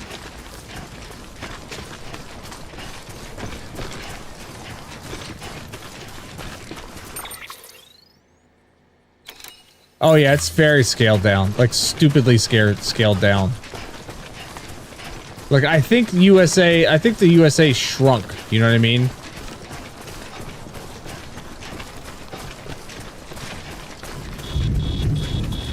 Oh, of course we're gonna start getting rain, because what would this be without rain?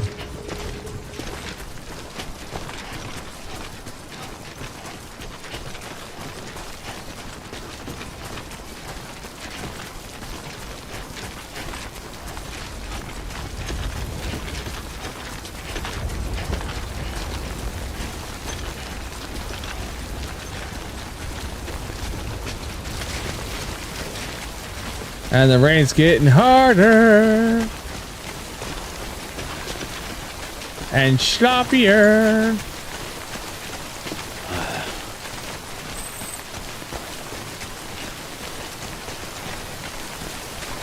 And splooshier.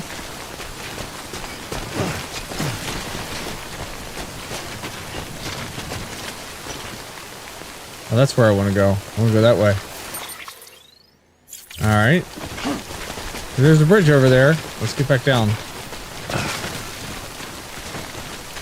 Well, I have a feeling this terrain makes it worse. And I'm going to get attacked by BTs here at some point. Did I even grab, like... Okay, I have some. Okay. I have some grenades, which is good.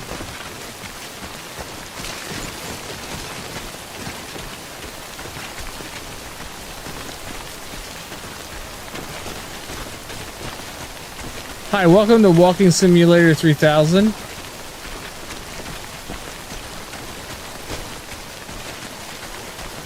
frickin' A, right? Seriously. Wait, why isn't there a bridge here? Like, of all places to build a bridge, this is a place to build a bridge.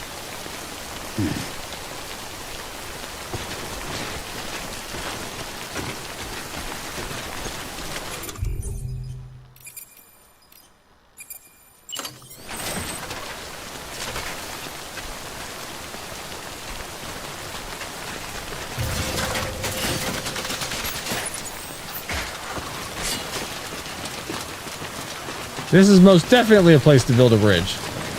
Oh, how about you like not run into the water right away? That'd be great. No, put the gun away.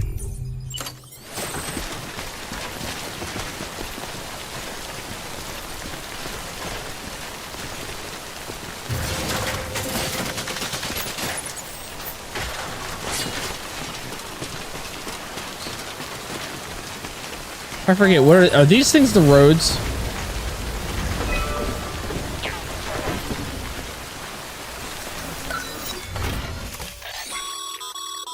A highway used to run through there back in the day.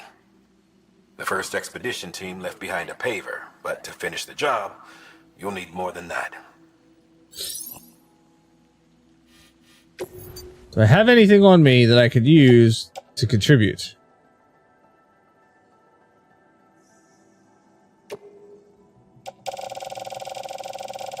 Let's contribute. We'll contribute 500.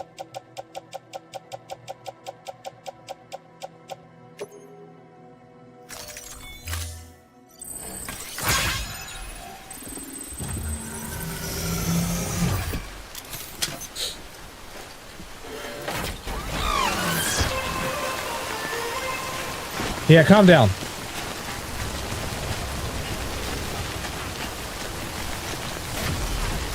Oh, I think I see the weather thing. Yeah, it's up there.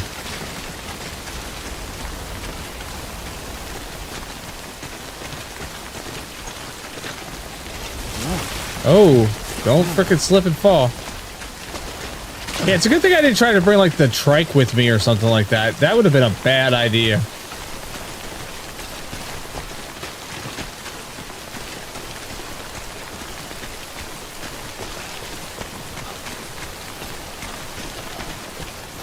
All right, so why specific?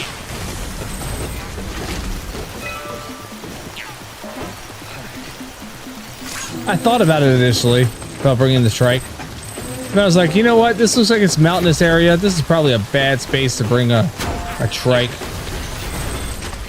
Oh, don't run into the damn thing! Come on now, Sam.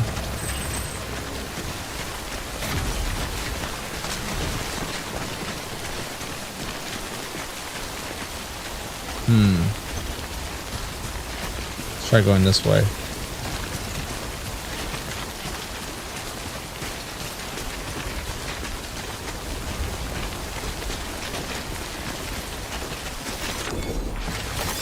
There we go. Now watch, just as I get near the weather station, I'm gonna get hit with BTs. I just know it.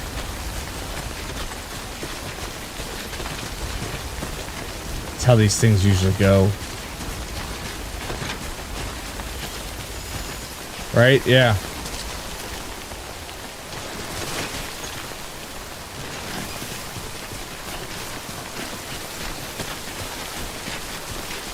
Well, I'm definitely hoofing it right now.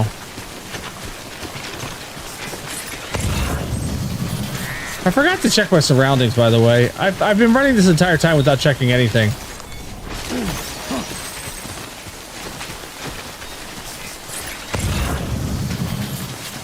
There could have been packages I could have picked up along the way.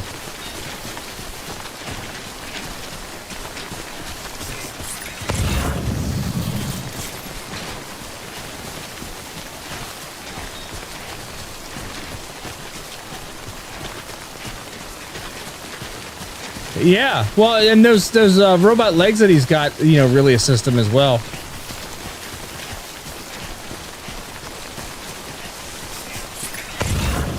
Those are always helpful. Robot legs for the win.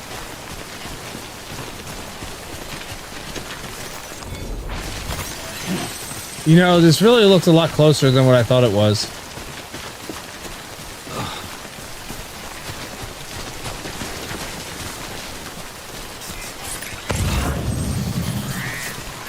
Oh, yes, why, I will pick you up, for sure. There we go.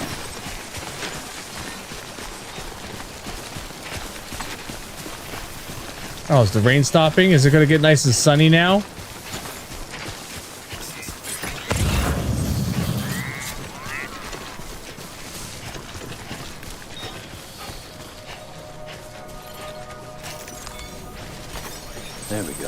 There's a, let's go pick up this thing over here, by the way.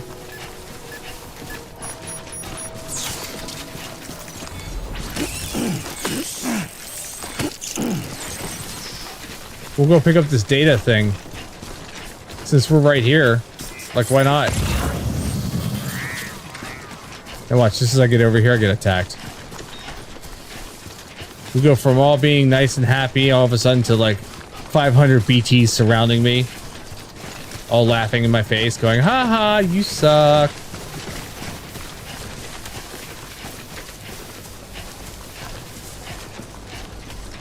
You fell into our trap.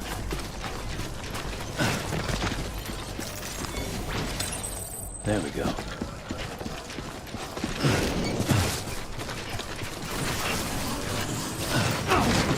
I like how I could double jump.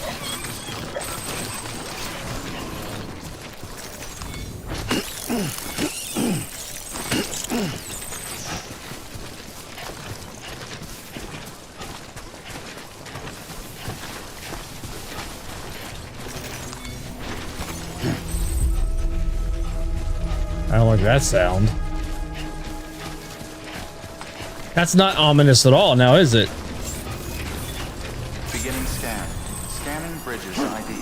Verifying ID. Clear. Weapons detected. All weapons will be locked until departure. Cargo verified. Thank you. Yay! I made it! Yay! Make the delivery!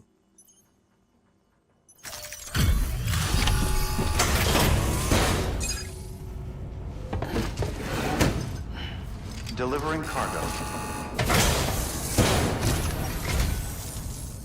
Hello.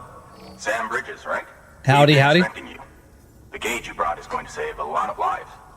Let me do a quick inspection. Oh, wonderful. It's in perfect condition. Yeah, of course it is. Because I'm that good. No damage.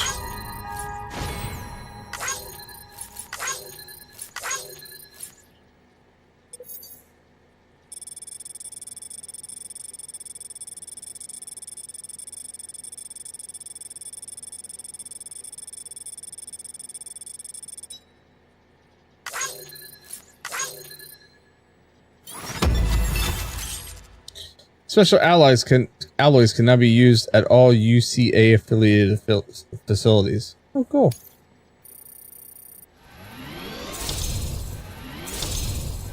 Two stars.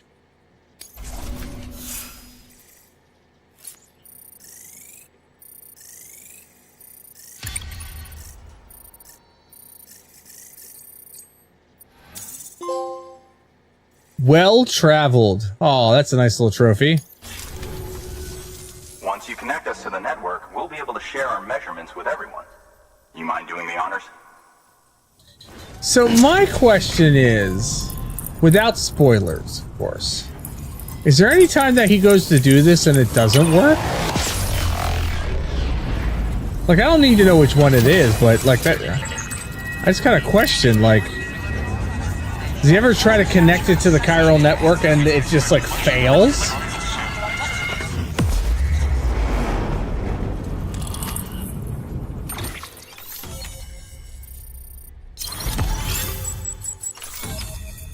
There's no way I'm not.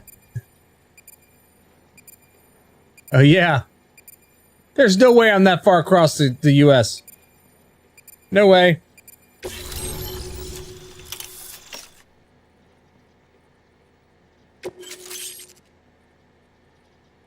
Ooh, a level 2 PCC.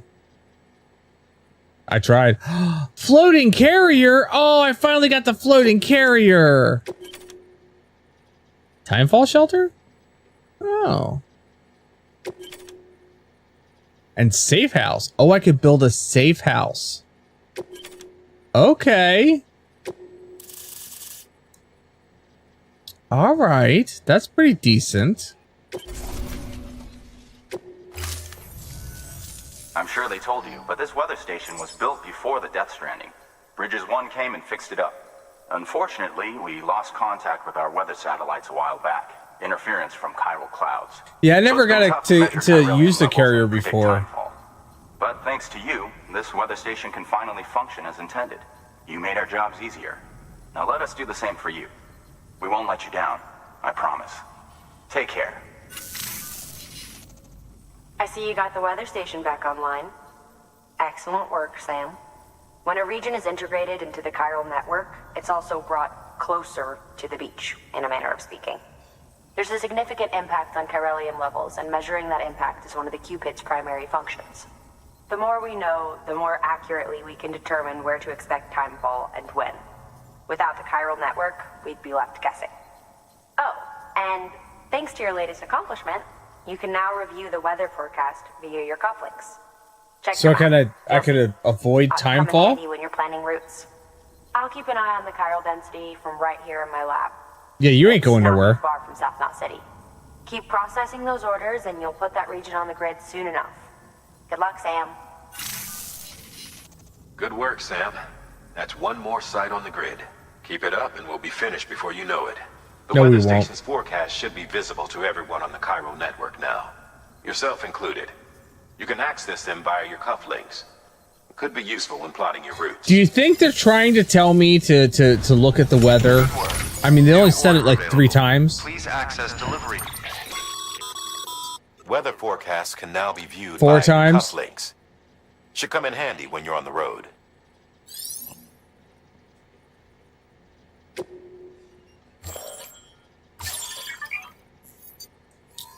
Oh, look at that.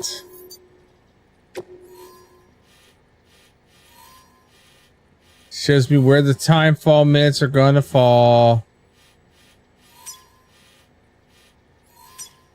So I can figure out if I want to go that way or not. Oh, and I can even look at different times. Up to 30 minutes. Okay. Terminal for further information. Alright, what orders do you have? Well, first off, let's recycle a couple things here that I've got on me that are destroyed. So recycle that. Recycle that.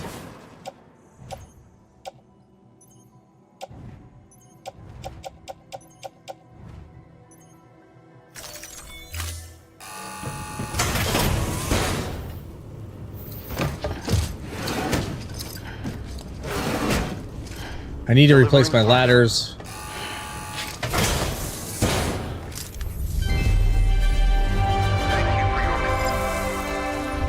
Yep, no problem.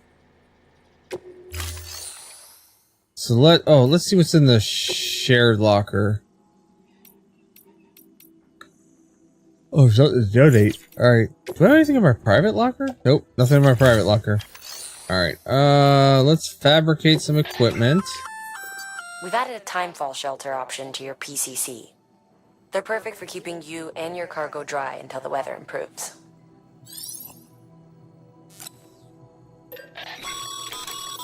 Congratulations, Sam. Your PCC's leveled up, so to speak. It now has the capacity to produce more complex structures. I'll let Mama fill you in on the details. Mama! Sam, I've added a safe house schematic to your PCC. It's a fairly large structure, so it'll take a lot of time and materials to build. But once complete, it's pretty much identical to a private room. Give it a shot. Yeah, I don't have a 2400 special alloy. A floating carrier is a kind of tractor car. Chiral crystals keep it suspended in midair, allowing it to move unimpeded over rough terrain. You can load one up with cargo and tow it to your destination with minimal effort. If one's not enough for your needs, you can hook it up to another and take 2. Just keep in mind that carriers require a steady supply of chiral crystals to operate. Make sure you have enough to get where you need to go. Oh, so you need crystals in order to power it. It's not like you build it and give it the crystals and then it's good to go. You have to keep feeding it. Okay. Well, that's good to know. All right, let's do.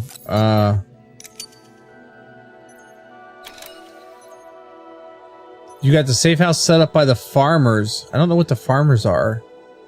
It's where you keep your extra junk. Is it worth building a safe house? Like, that's a lot of... That looks like a lot of materials to build a safe house with. You know what I mean? Is it worth it?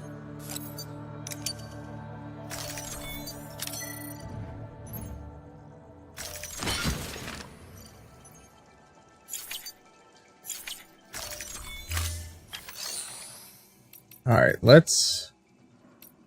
Oh, share memory chip data. There we go. Since we're on the chiral network now. Since we're on the network. So, you're a treasure hunter in your spare time, huh? It's funny. I didn't think you had any.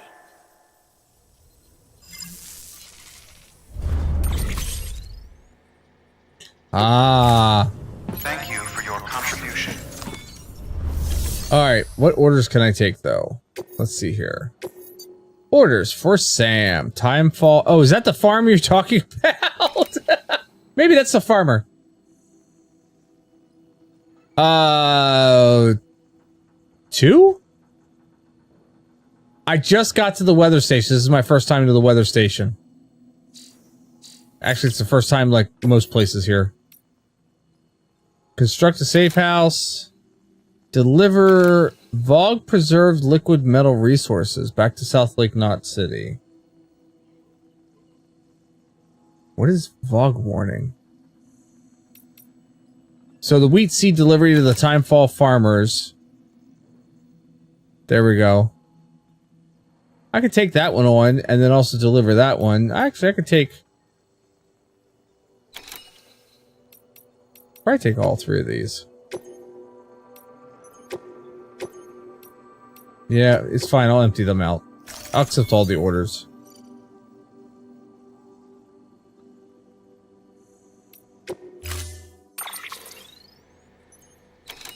Do I want to build? Let's build a floating carrier. Oh, yeah.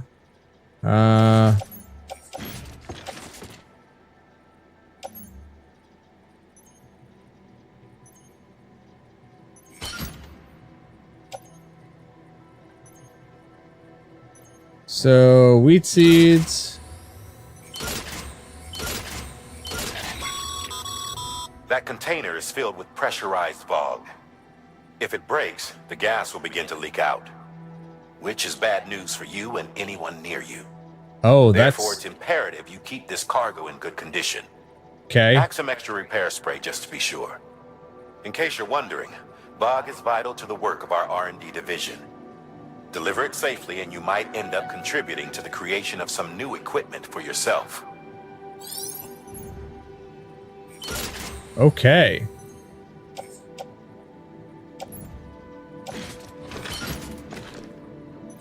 Container repair spray. Oh, jeebus. Why do I have special alloys?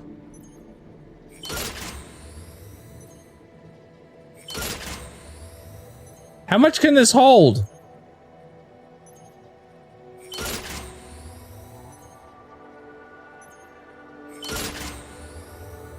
There's no way.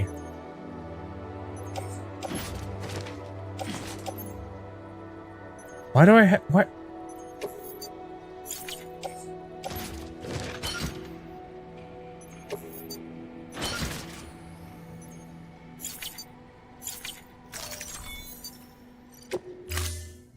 Well, apparently, I've completely loaded up my cart.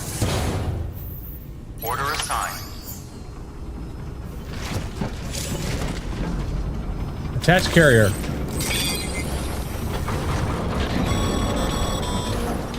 Okay, Sam. Find your way to the building site. Use your map and compass if you don't remember the way. I'll contact you with additional instructions once you get close. Well, alright, so we're gonna do this building site real fast here. Because then I can at least get rid of most of this crap. So where is it wanting me to...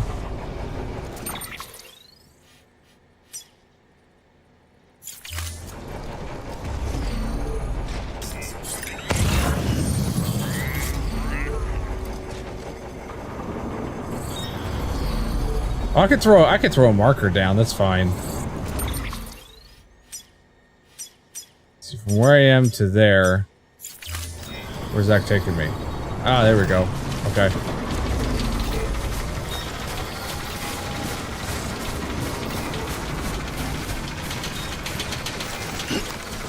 Yeah.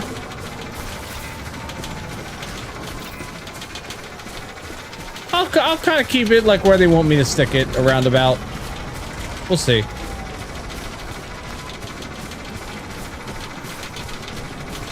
Yeah, yeah.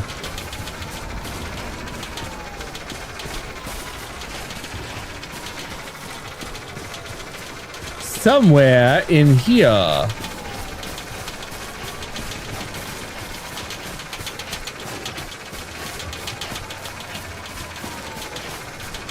And then I can get rid of most of these special alloys. All right, you've made it. Yeah, thanks. Let's get that safe house built. You good to go, Sam? First, equip your PCC and select Safe House. Is that the safe house? That's a bridge. There's a safe house foundation. All right. There we go.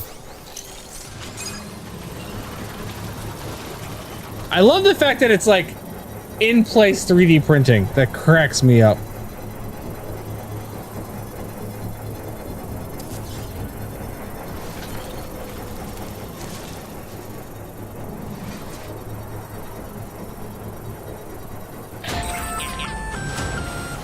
Sam, you'll want to get those materials over to the safe house sooner rather than later. Calm down, mama.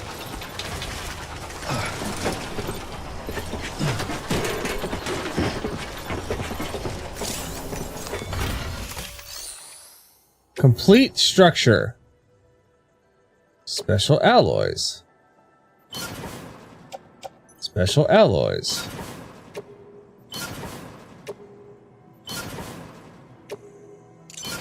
Oh, look at that. I had just enough. No, this game is not boring. Like, this is, you know, it's I enjoy this game. I enjoy this game. I would not say it is boring. I would say that it is a different kind of game. It's got a really good storyline so far.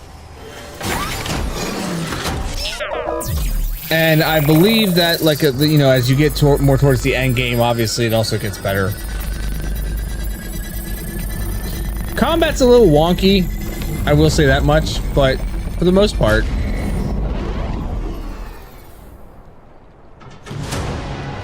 You're still playing it? Look at that, I completed this and got rid of those heavy-ass alloys.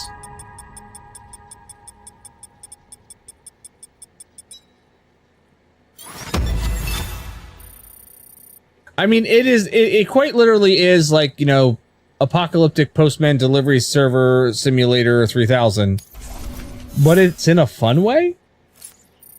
I don't know. I'd say give it a chance. Thank you, Sam. This safe house will be a boon to countless others in the long run. Yeah, give it a go. About the porters who use it as a stopover on the way to the weather station. But the people they help and the people they help. We're all connected to someone else, Sam. We're all connected. But you'll have the honor of being the first person to rest there. Oh, should I go rest here?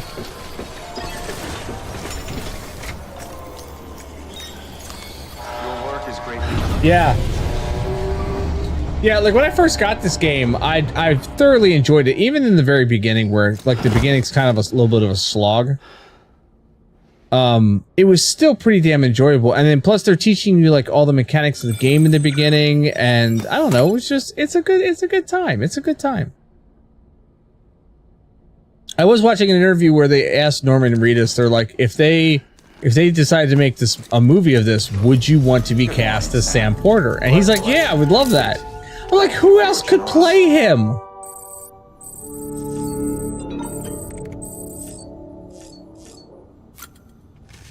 Like, who else would play Sam Porter? Nobody.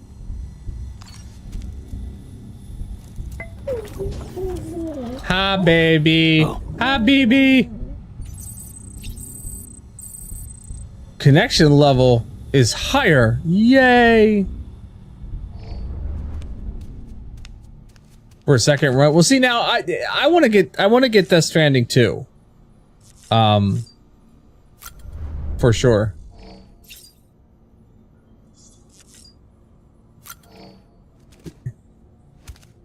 Yeah.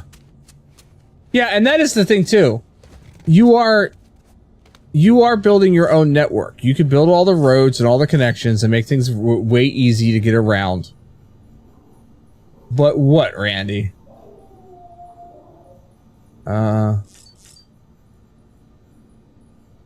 Oh, absolutely. Oh? Because we all need more selfies that defy the laws of physics. I didn't know that. We'll be thrilled.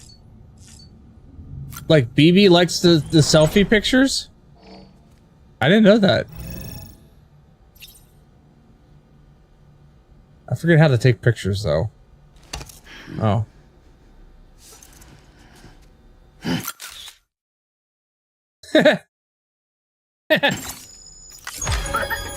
Oh, well, shit, look at that. I didn't even realize.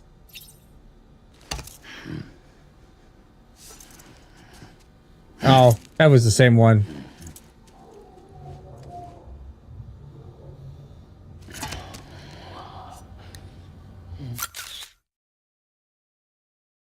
Yeah, this is the movie.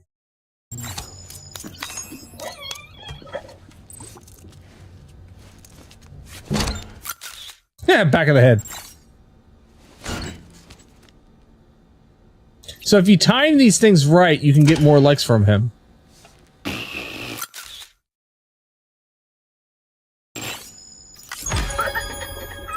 I see.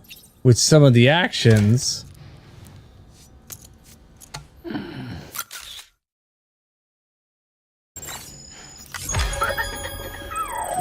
I see this. Okay. Alright, well that's good to know. I'll have to mess around with that a little bit more later, too. Alright, let's go and finish our deliveries.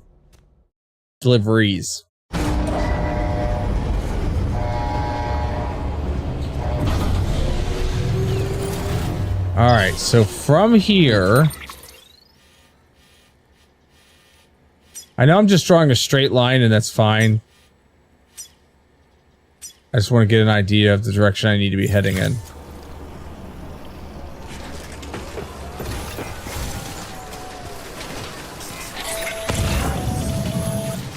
Predicting the weather is akin to predicting the future. Some animals have a kind of sixth sense that helps them to avoid danger, but we have something far better. The ability to gather data and act accordingly. Only humans possess this power to plan ahead. Oh, do we now? We have the capacity to live each day imagining what tomorrow will be like. And our imagination once gave rise to a rich, vibrant culture.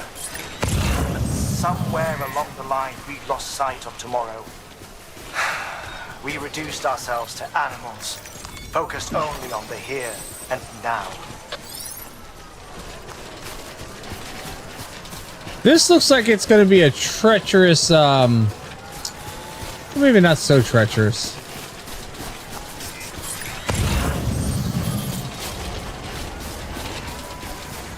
Maybe not so bad. I initially thought this was going to be like a cliff face that I got to go down, but not so much.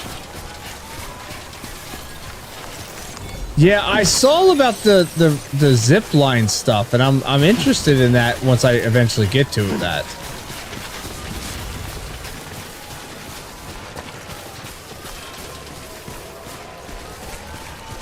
Let's go pick up this package over here.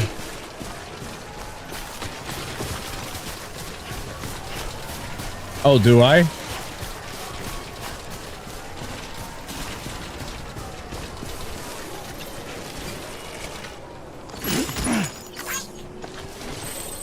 Let's check the map.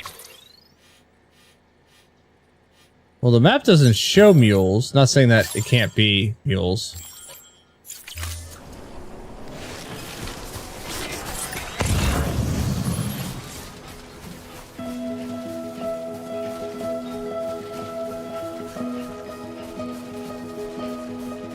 Yeah, yeah.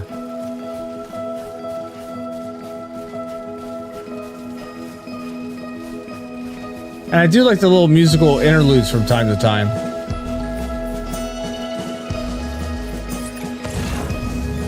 So now, if I use a zip line, or I mean not a zip line, if I use an anchor to get down, does the cart go down with me, nice and easy? I mean, I guess I'm going to find out. Oh shit! Nope, grab the rope.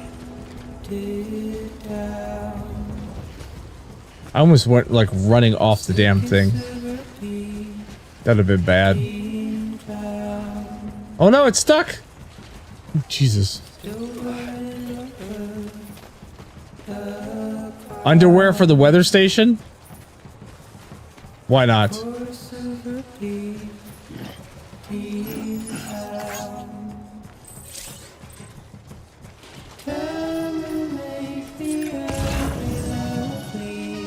Thought there was another. Oh yeah, here it is. Precision instrument for the weather station. Let's offload some of this.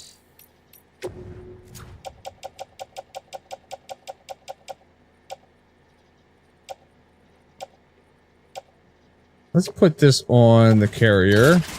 We'll put that on the carrier.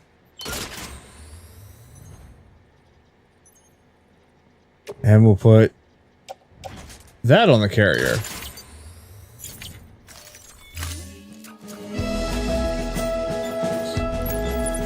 And then that way, if I get attacked, or if I think I'm getting too close to a mule station, I can disconnect the thing and go take care of them.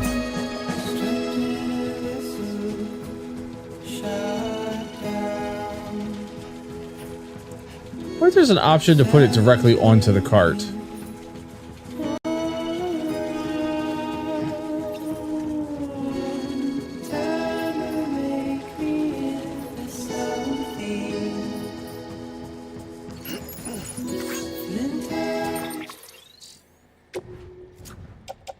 Depending on angle.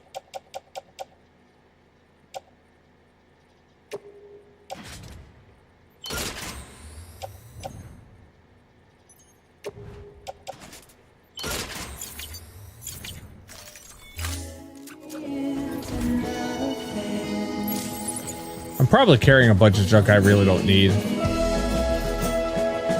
Oh. Okay.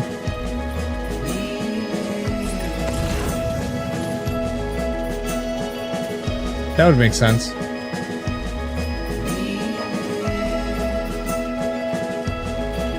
Is that vehicle up ahead I'm seeing driving around, is that a mule? Or is that a farm equipment? I don't know.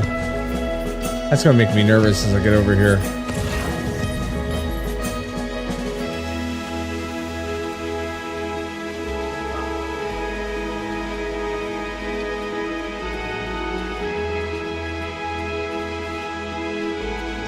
I'm gonna have a bunch of stuff to deliver back to the weather station. Oh, okay. I see the mule thing. It's over there. So if I stay over here. Oh, really? You just figured that out last night? So let's try this out here. So I come over. And do I have an option to... It just says carry on back.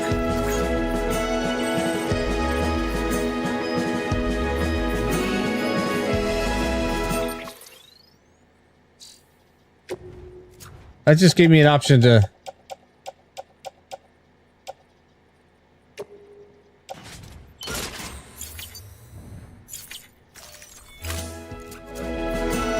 This music is good, by the way.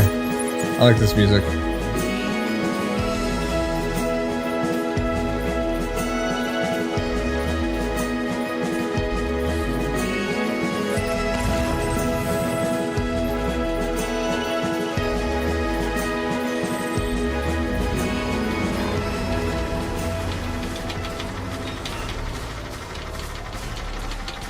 So those are mules out there. Is that what I'm seeing? Oh, yeah.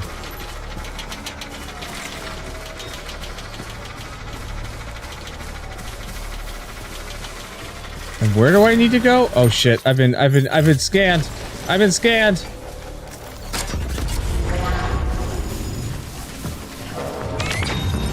All right, we're gonna take care of some of these people. Oh shit! I can't leave that there.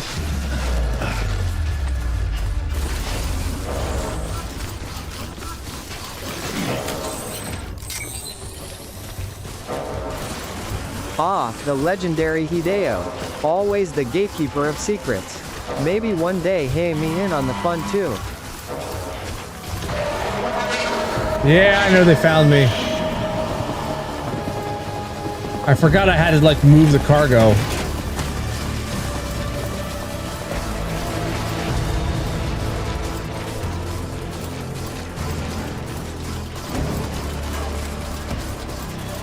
I'm gonna fight him.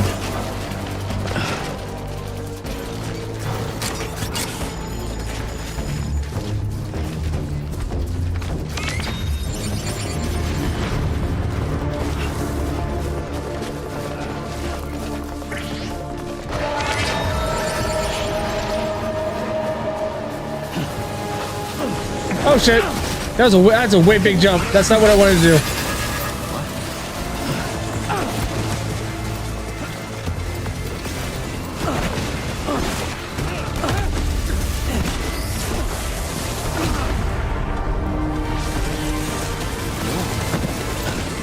I gotta time that out a little bit better. I got the legs now, and like it makes me want to jump further.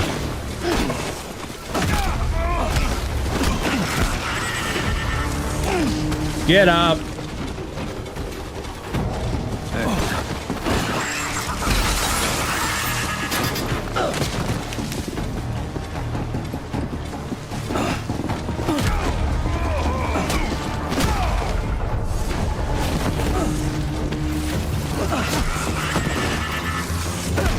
Oh.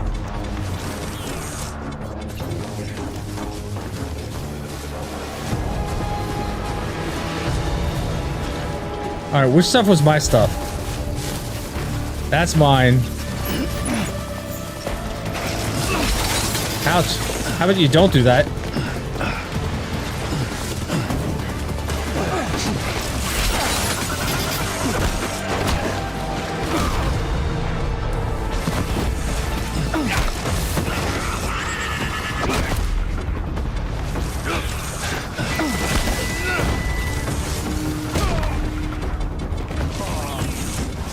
Now, is that everybody?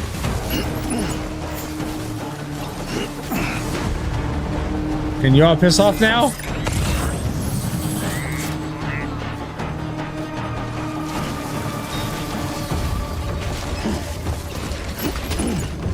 Oh look, there's two more.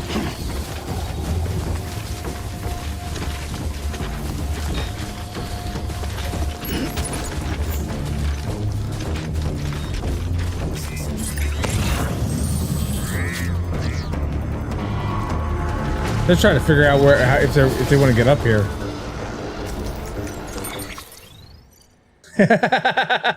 It takes forever.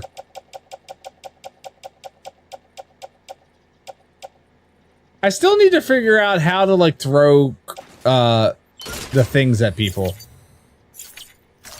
You know what I mean? Like I haven't been able to figure out how to like throw like containers at people and knock them out.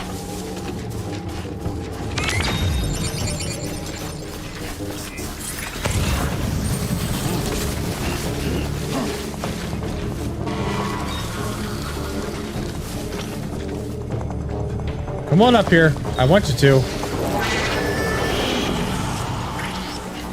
Come here.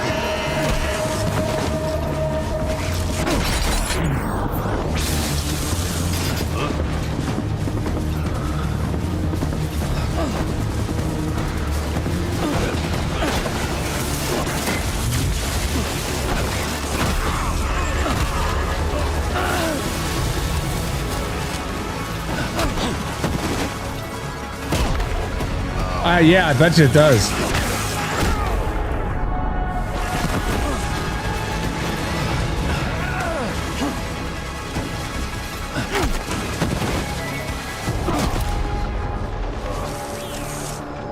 Oh look, I might have gotten a free car.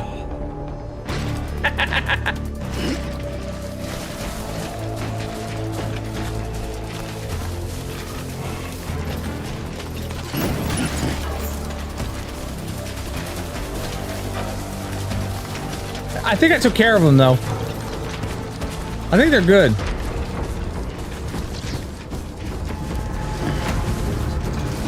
Yeah, that's something I'm gonna have to like mess around with and try to perfect a little bit. Yeah, I bet you it is.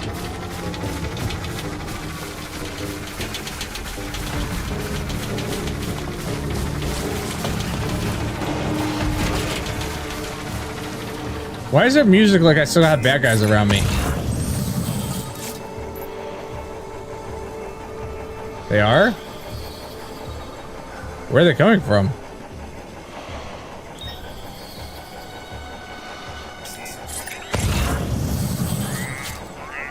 Oh, I missed the little chippy thing over there. I'll have to go back for that eventually.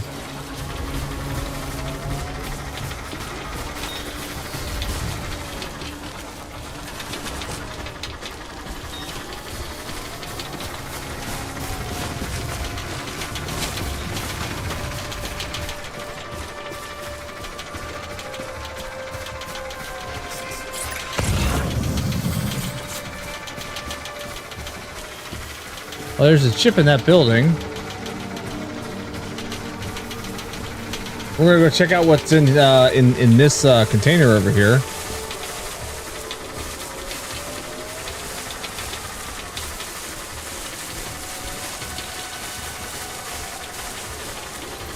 I forgot walking through the fields slows you down.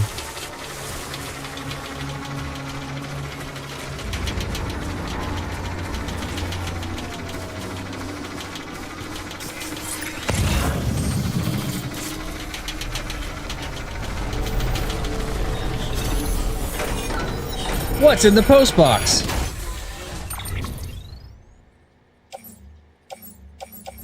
Special alloys, resin, metals, lost cargo. Oh, and this all goes back up to the thing. So let's take these.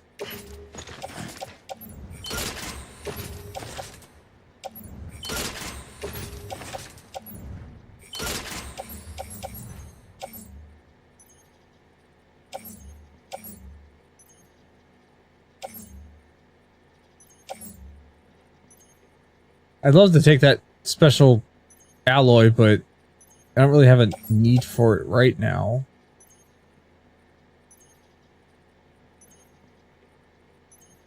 Take the metal.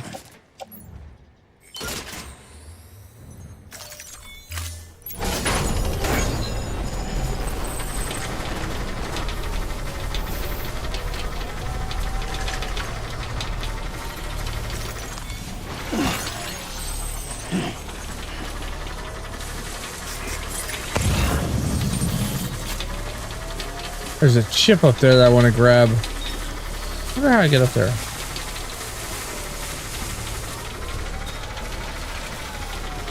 Oh, look, it's an old ancient riding lawnmower.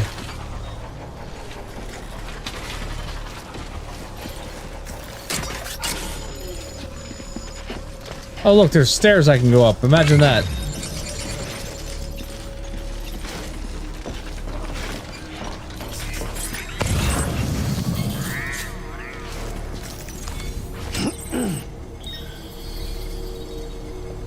Ladder. A few other things.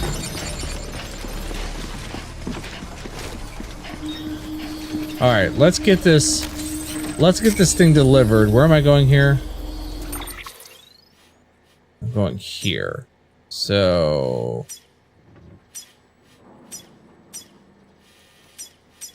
can I cancel this marker here? Remove all markers.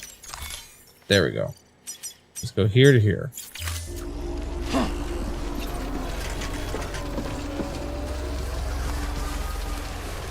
Oh, that's the... Okay, that's the farm. I see it now.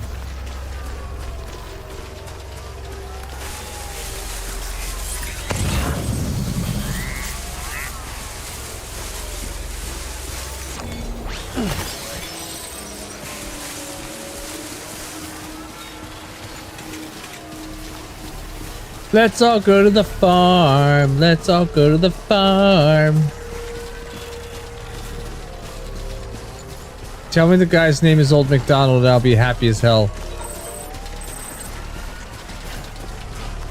The bots are here, but is that for the best?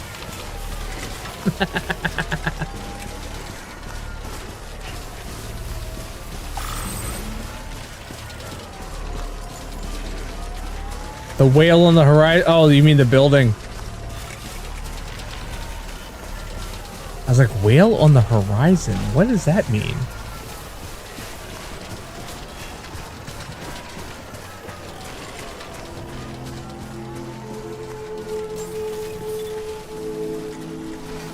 Beginning scan. Scanning bridges ID.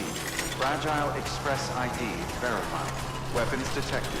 All weapons will be locked until departure. Cargo verified. Thanks.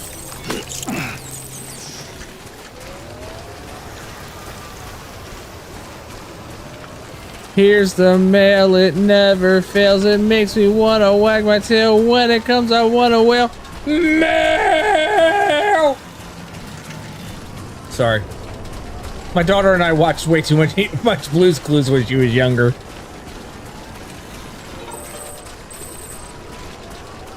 Bring me my Timefall Porter. What?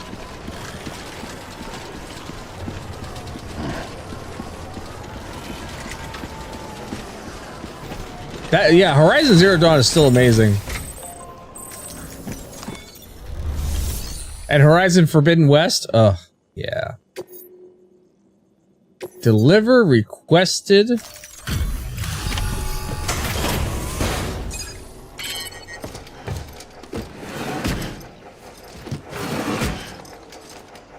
Delivering cargo.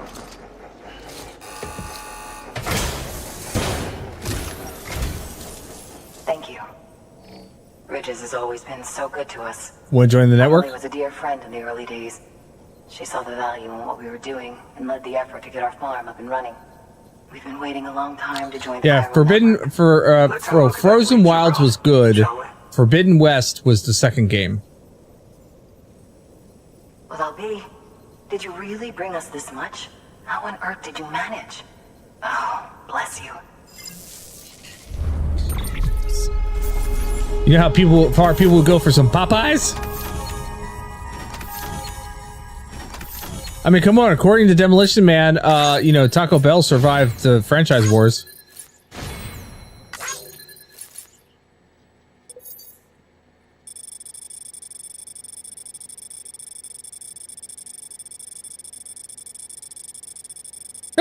There's a lot of running back and forth fighting the mules. I wish you got experience for fighting the mules.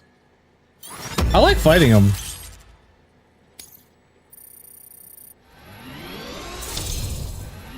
One star. Two stars. Almost 3 stars. One or more bots have completed deliveries and are now available.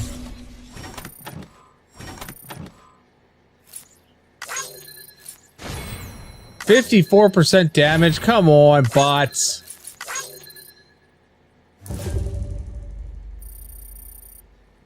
These bots are not very good.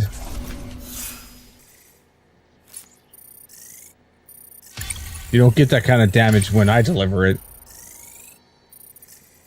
Oh no!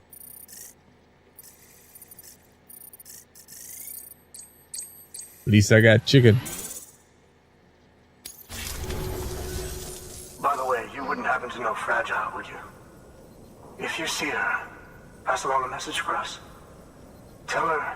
Go piss off. For saving our hides. Oh. If she hadn't stepped up, South Knots and our farm would have been wiped off the face of the earth. She's a hero. And you can tell her I said so. All right, the network. Think you can get us online? Yeah, if you like.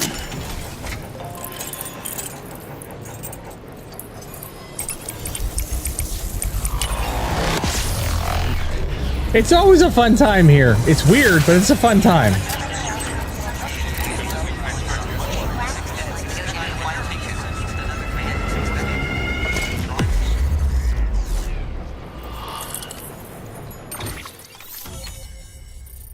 We made it to Florida! I'm sorry, what? Maybe not Florida. Maybe that's South Texas.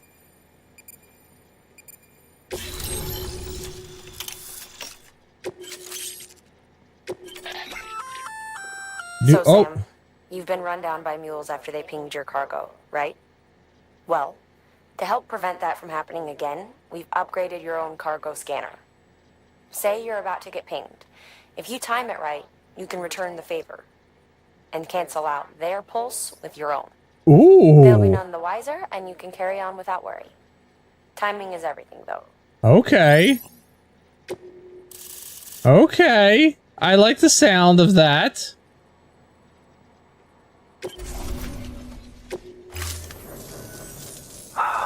Thank you. You're welcome. You look so much clearer. Using timefall to our advantage. Our farm will be a world first.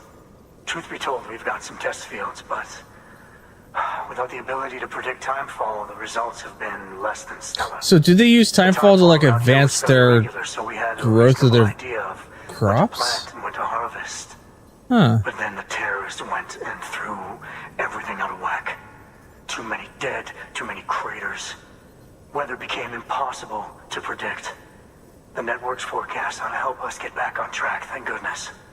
If all goes to plan, we'll be able to expand our operation and use timefall to cultivate whole swaths of land. Swaths. We'll continue our genetic research too, of Whole course, swath of and land. see if we can't find a way to help develop a sustainable ecosystem.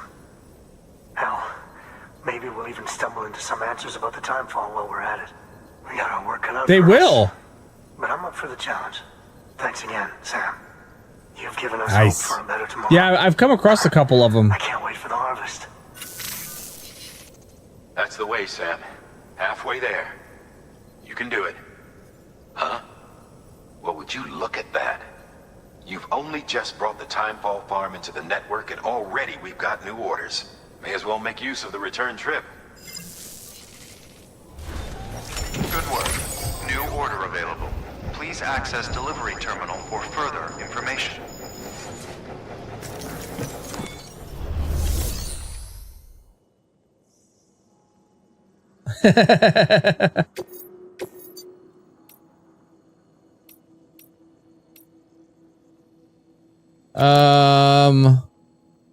All right, since I'm going back to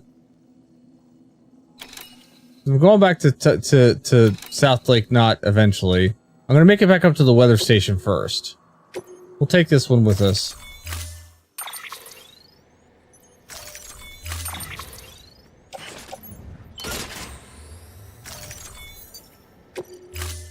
All right, I'm gonna head out. I think what I'm gonna do is I think I'm gonna make it. I think what I'm gonna do is I'm gonna make it back up to the weather station, and then how long is this supposed to last? For more than 30 minutes. All right. I'm going to try to make it back up to the weather station here. Just drawing a straight line to the place. And then probably call it an evening.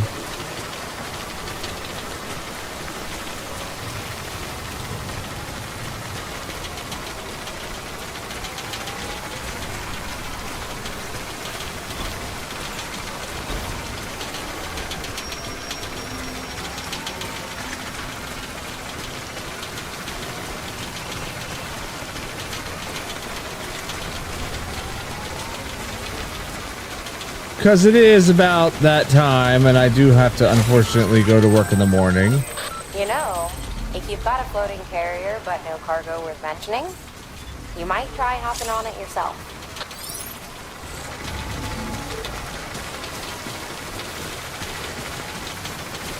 Really? You want me to go, like, skiing all over the place, huh?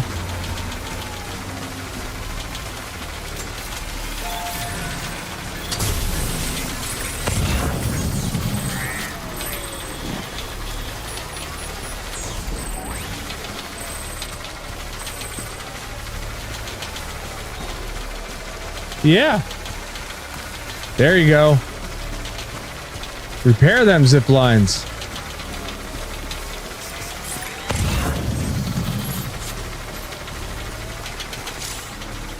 We'll stop over here and grab some of this.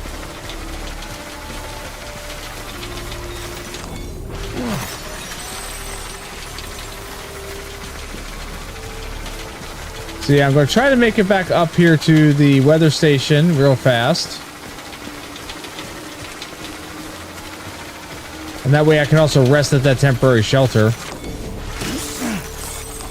Actually, that's what I might end up doing. I might make it to the temporary shelter and then call it an evening.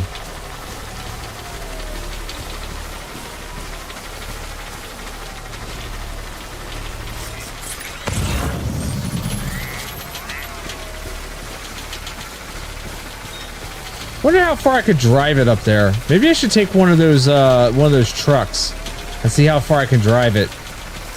Like, what's the worst that's going to happen? I don't make it? Oh no. Oh no, my truck, it's broken.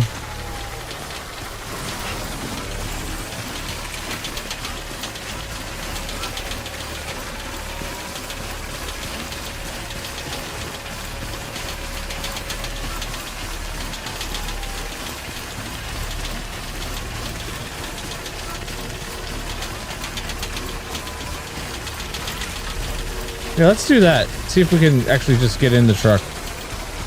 Oh, won't let me use the vehicle. Oh, that sucks.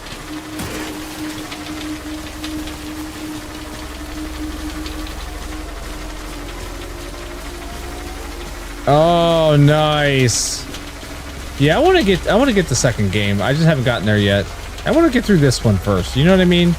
Like, I want to enjoy this game before I try, you know, before I go and buy the second one and want to play that one way too much.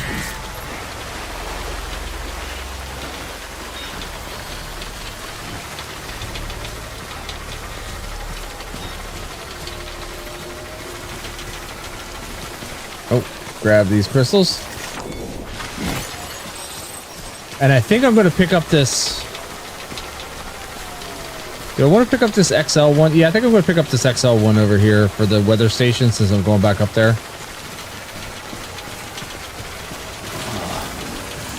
Grab this real quick. Just throw this on my back. There we go.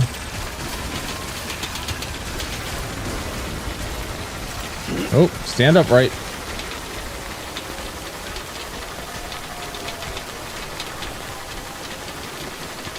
I can make it up there. Yes, I can.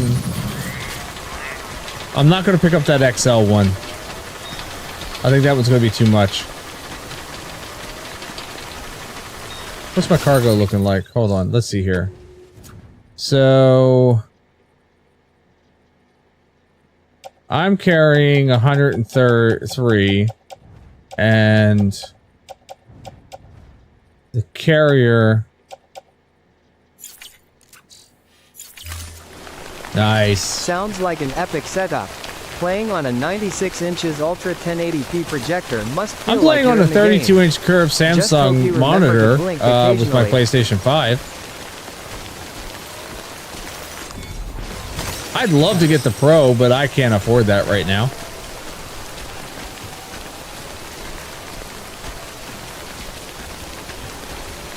You know what? Oh. Calm down. Hold on a second. We're going to break out some repair spray.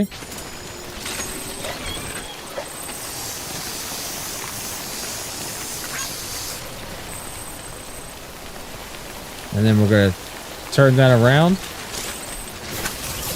And use it on myself. And it's empty. So we're going to drop that.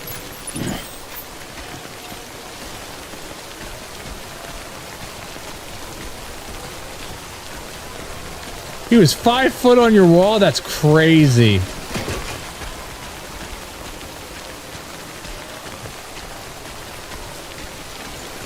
Yeah, I've got like a 72-inch out in the rec room that I could hook this up to if I'm not streaming. And you know, the game does look pretty there. Don't get me wrong. It looks very pretty there. But when I'm streaming here,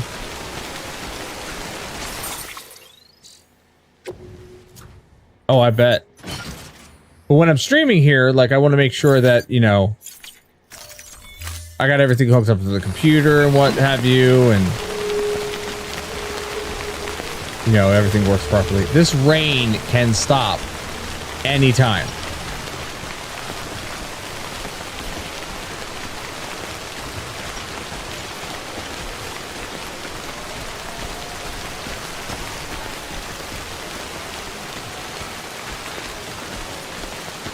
Like, anytime.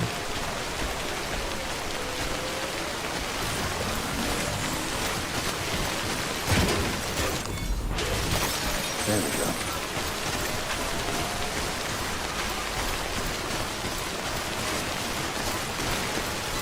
Trying to go a little faster here. Just so we can make it back to that shelter so I can call it an evening. Actually, what I might end up doing is I might make some deliveries first and then go back to shelter. Sounds like you've got a permanent water feature. Just remember, it's all about embracing the wetness, right? Perfect for ducks, not so much for hairdos. Do I have more spray? I do have more spray. Okay. And if I don't... Oh, no. That doesn't need to be equipped. If I don't have enough spray, I can construct some real quick.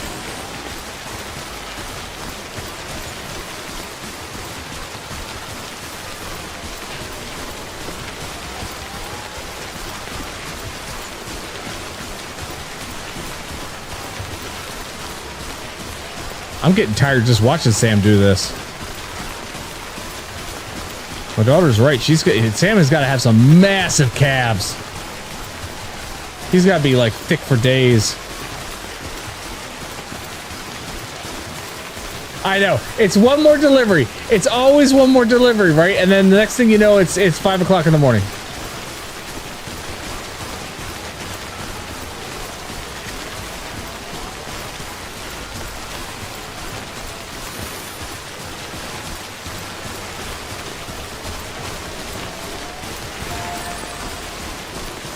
Always one more delivery.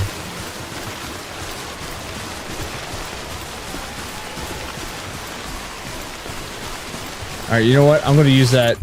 I'm going to use that spray again. Try to save some of this shit.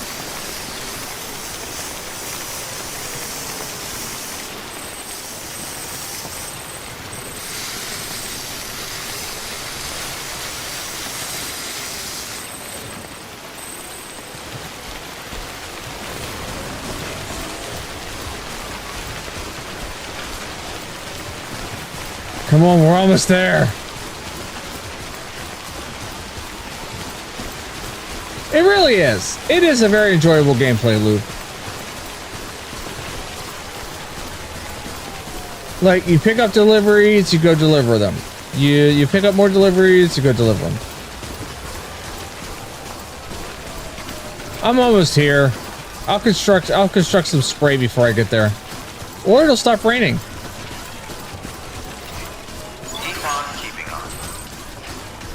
Oh, that fixes the cargo? Oh, I didn't realize that fixes the cargo.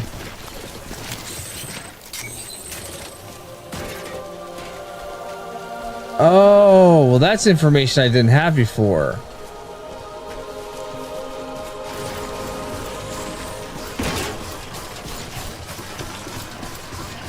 That's good to know. Oh, I lost my ladder.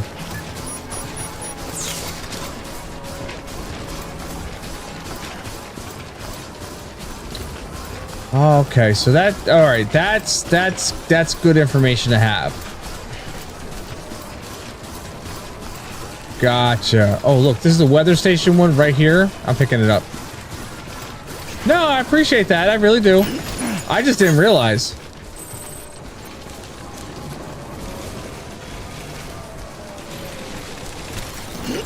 Right yourself there, Sam. Oh wait, I guess I could auto arrange my cargo and make my balancing better.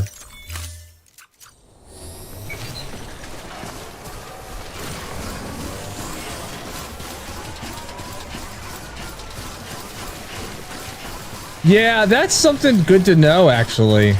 Thank you. I do appreciate that. I appreciate not wanting to backseat gameplay. I really do appreciate that, because I do like, you know, figuring stuff out on my own and finding things. But that's one of those kind of little tidbits of information that is probably really super helpful. Verifying ID. Clear. Weapons detected. All weapons will be locked until departure. Cargo verified. Thank you. Alright, I got a lot of cargo here. First off, let's fabricate a container repair spray.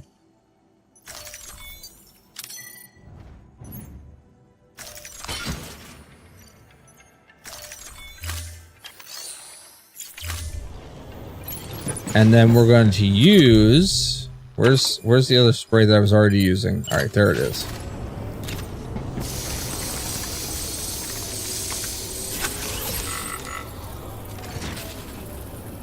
Alright, so now that one's empty.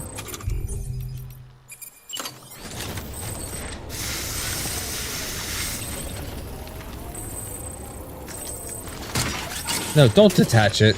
Pick it back up.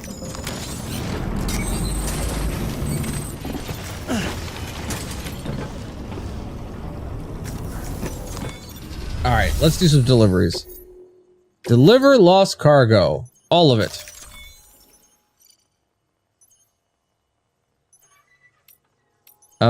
And this one we'll take this to Lake Knot. So we're not entrusting that.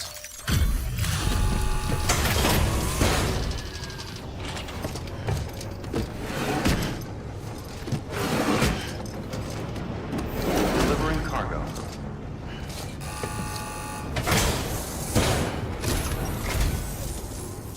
Thank you for coming.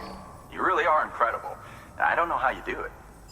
Just pick stuff up and put it back down.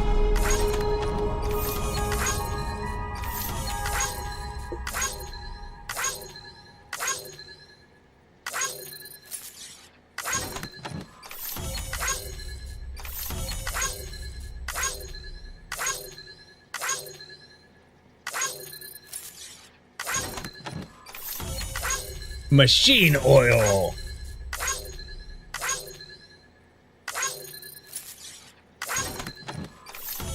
Somebody lost household plants.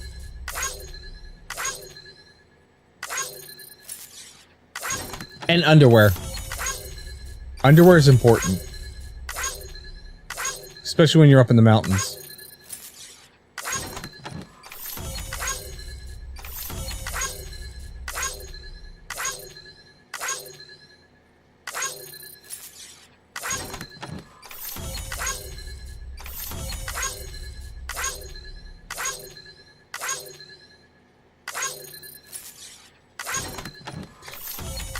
I found 2 things of underwear. It's a decent amount of cargo I'm returning.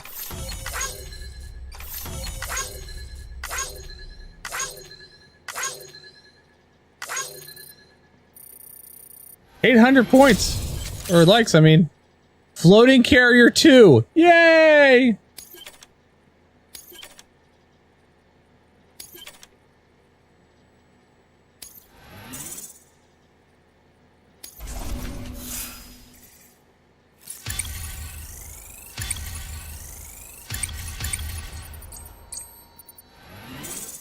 I'm a mover. Well, good luck to you, and take care of yourself. Good work. So, Order available.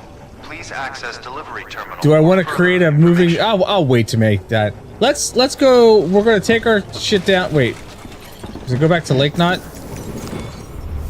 Because if it goes back to Lake Knot, oh look, there's bot deliverable.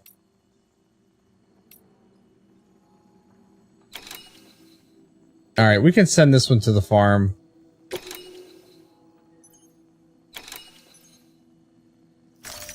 Deploying autonomous delivery bot.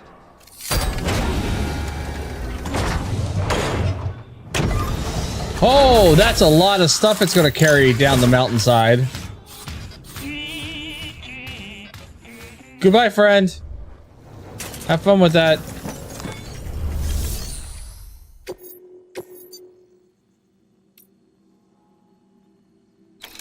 So yeah, that one can go. This one will come with me, and I can. Yeah, we'll take that one too. Why not?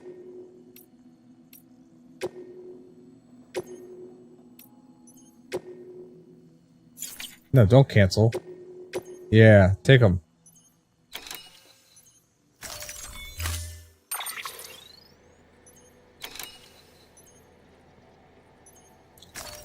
Thank you. Thanks, I appreciate that. I look forward to playing more of this journey. I stream every Monday, Wednesday, and Friday from 9 until midnight, typically midnight. So you can more than welcome to stop by at any time and check us out.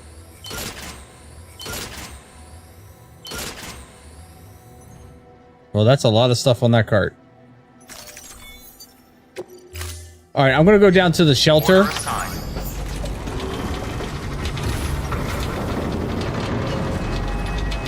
So we'll head on down to the shelter that we constructed. And call it an evening. That way we can rest. Weapons restrictions lifted.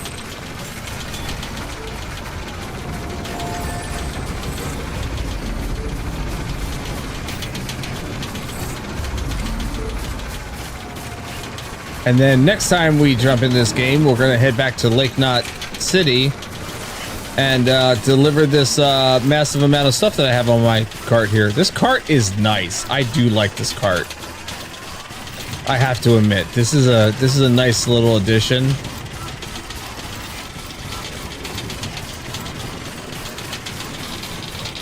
Gives you just that little bit of extra carrying weight. Oh, BB liked the sprint.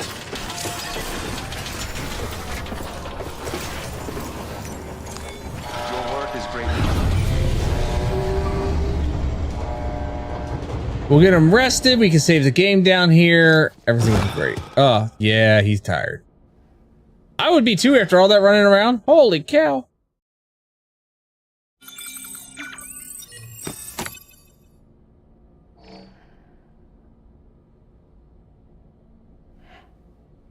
And nobody's taking a shower in our room, so that's good. Good morning, Sam. Blood collection complete. Thank you for your generosity.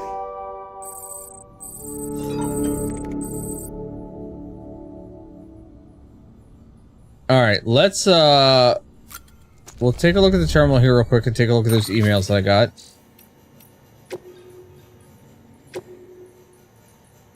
Yep, I've been doing good stuff. Delivery time, people are tired of waiting. Whatever.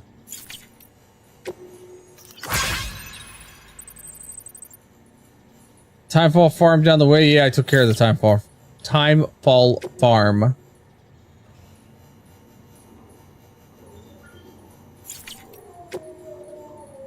Take a minute, just before I was born in this shelter, grew up here. My parents are long gone now, etc., etc., etc. Cool. All right, so we'll double check BB here real fast. And then I think we're gonna wrap things up for the evening. Hey, BB. Tired, huh? Yeah, so is he.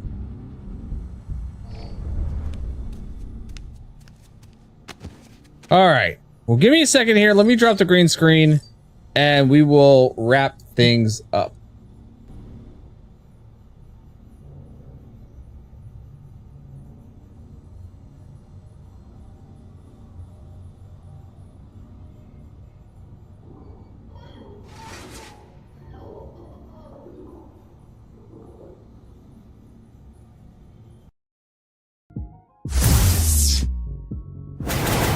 Well, thank you everybody for hanging out with me tonight for this fun gameplay. I really do appreciate it. Join me again on Wednesday. Wednesday from 9 till midnight. We are planning, it's been requested that we play some more Blueprints. So Wednesday, we're going to play some Blueprints. And then Friday, if we can get access to the beta for Battlefield 6, oh yeah, we're absolutely playing some Battlefield 6. So, join me for that. Wednesday will be Blueprints. Friday will be either Battlefield 6 or we'll continue playing some more Death Stranding. Depends. If I can't get into the open beta, then I'll probably play some more Death Stranding. If I can get into it, then that's what we're going to do because it's Battlefield.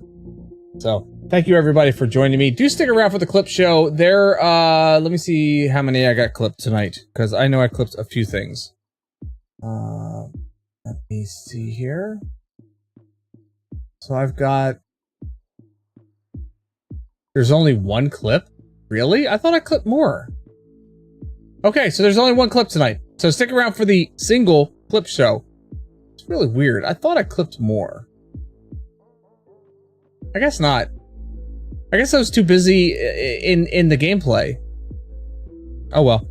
No biggie. Alright, stick around for that. Thank you very much. I hope to see you again on Wednesday. Come back. If you haven't liked and subscribed either on Twitch or on YouTube, please do so. That way you know when I go live, you get notifications. You'll see me. Stop on by, say hi. Thank you once again for spending your time with me this evening, and as always, stay safe, stay healthy. I'll see you next time.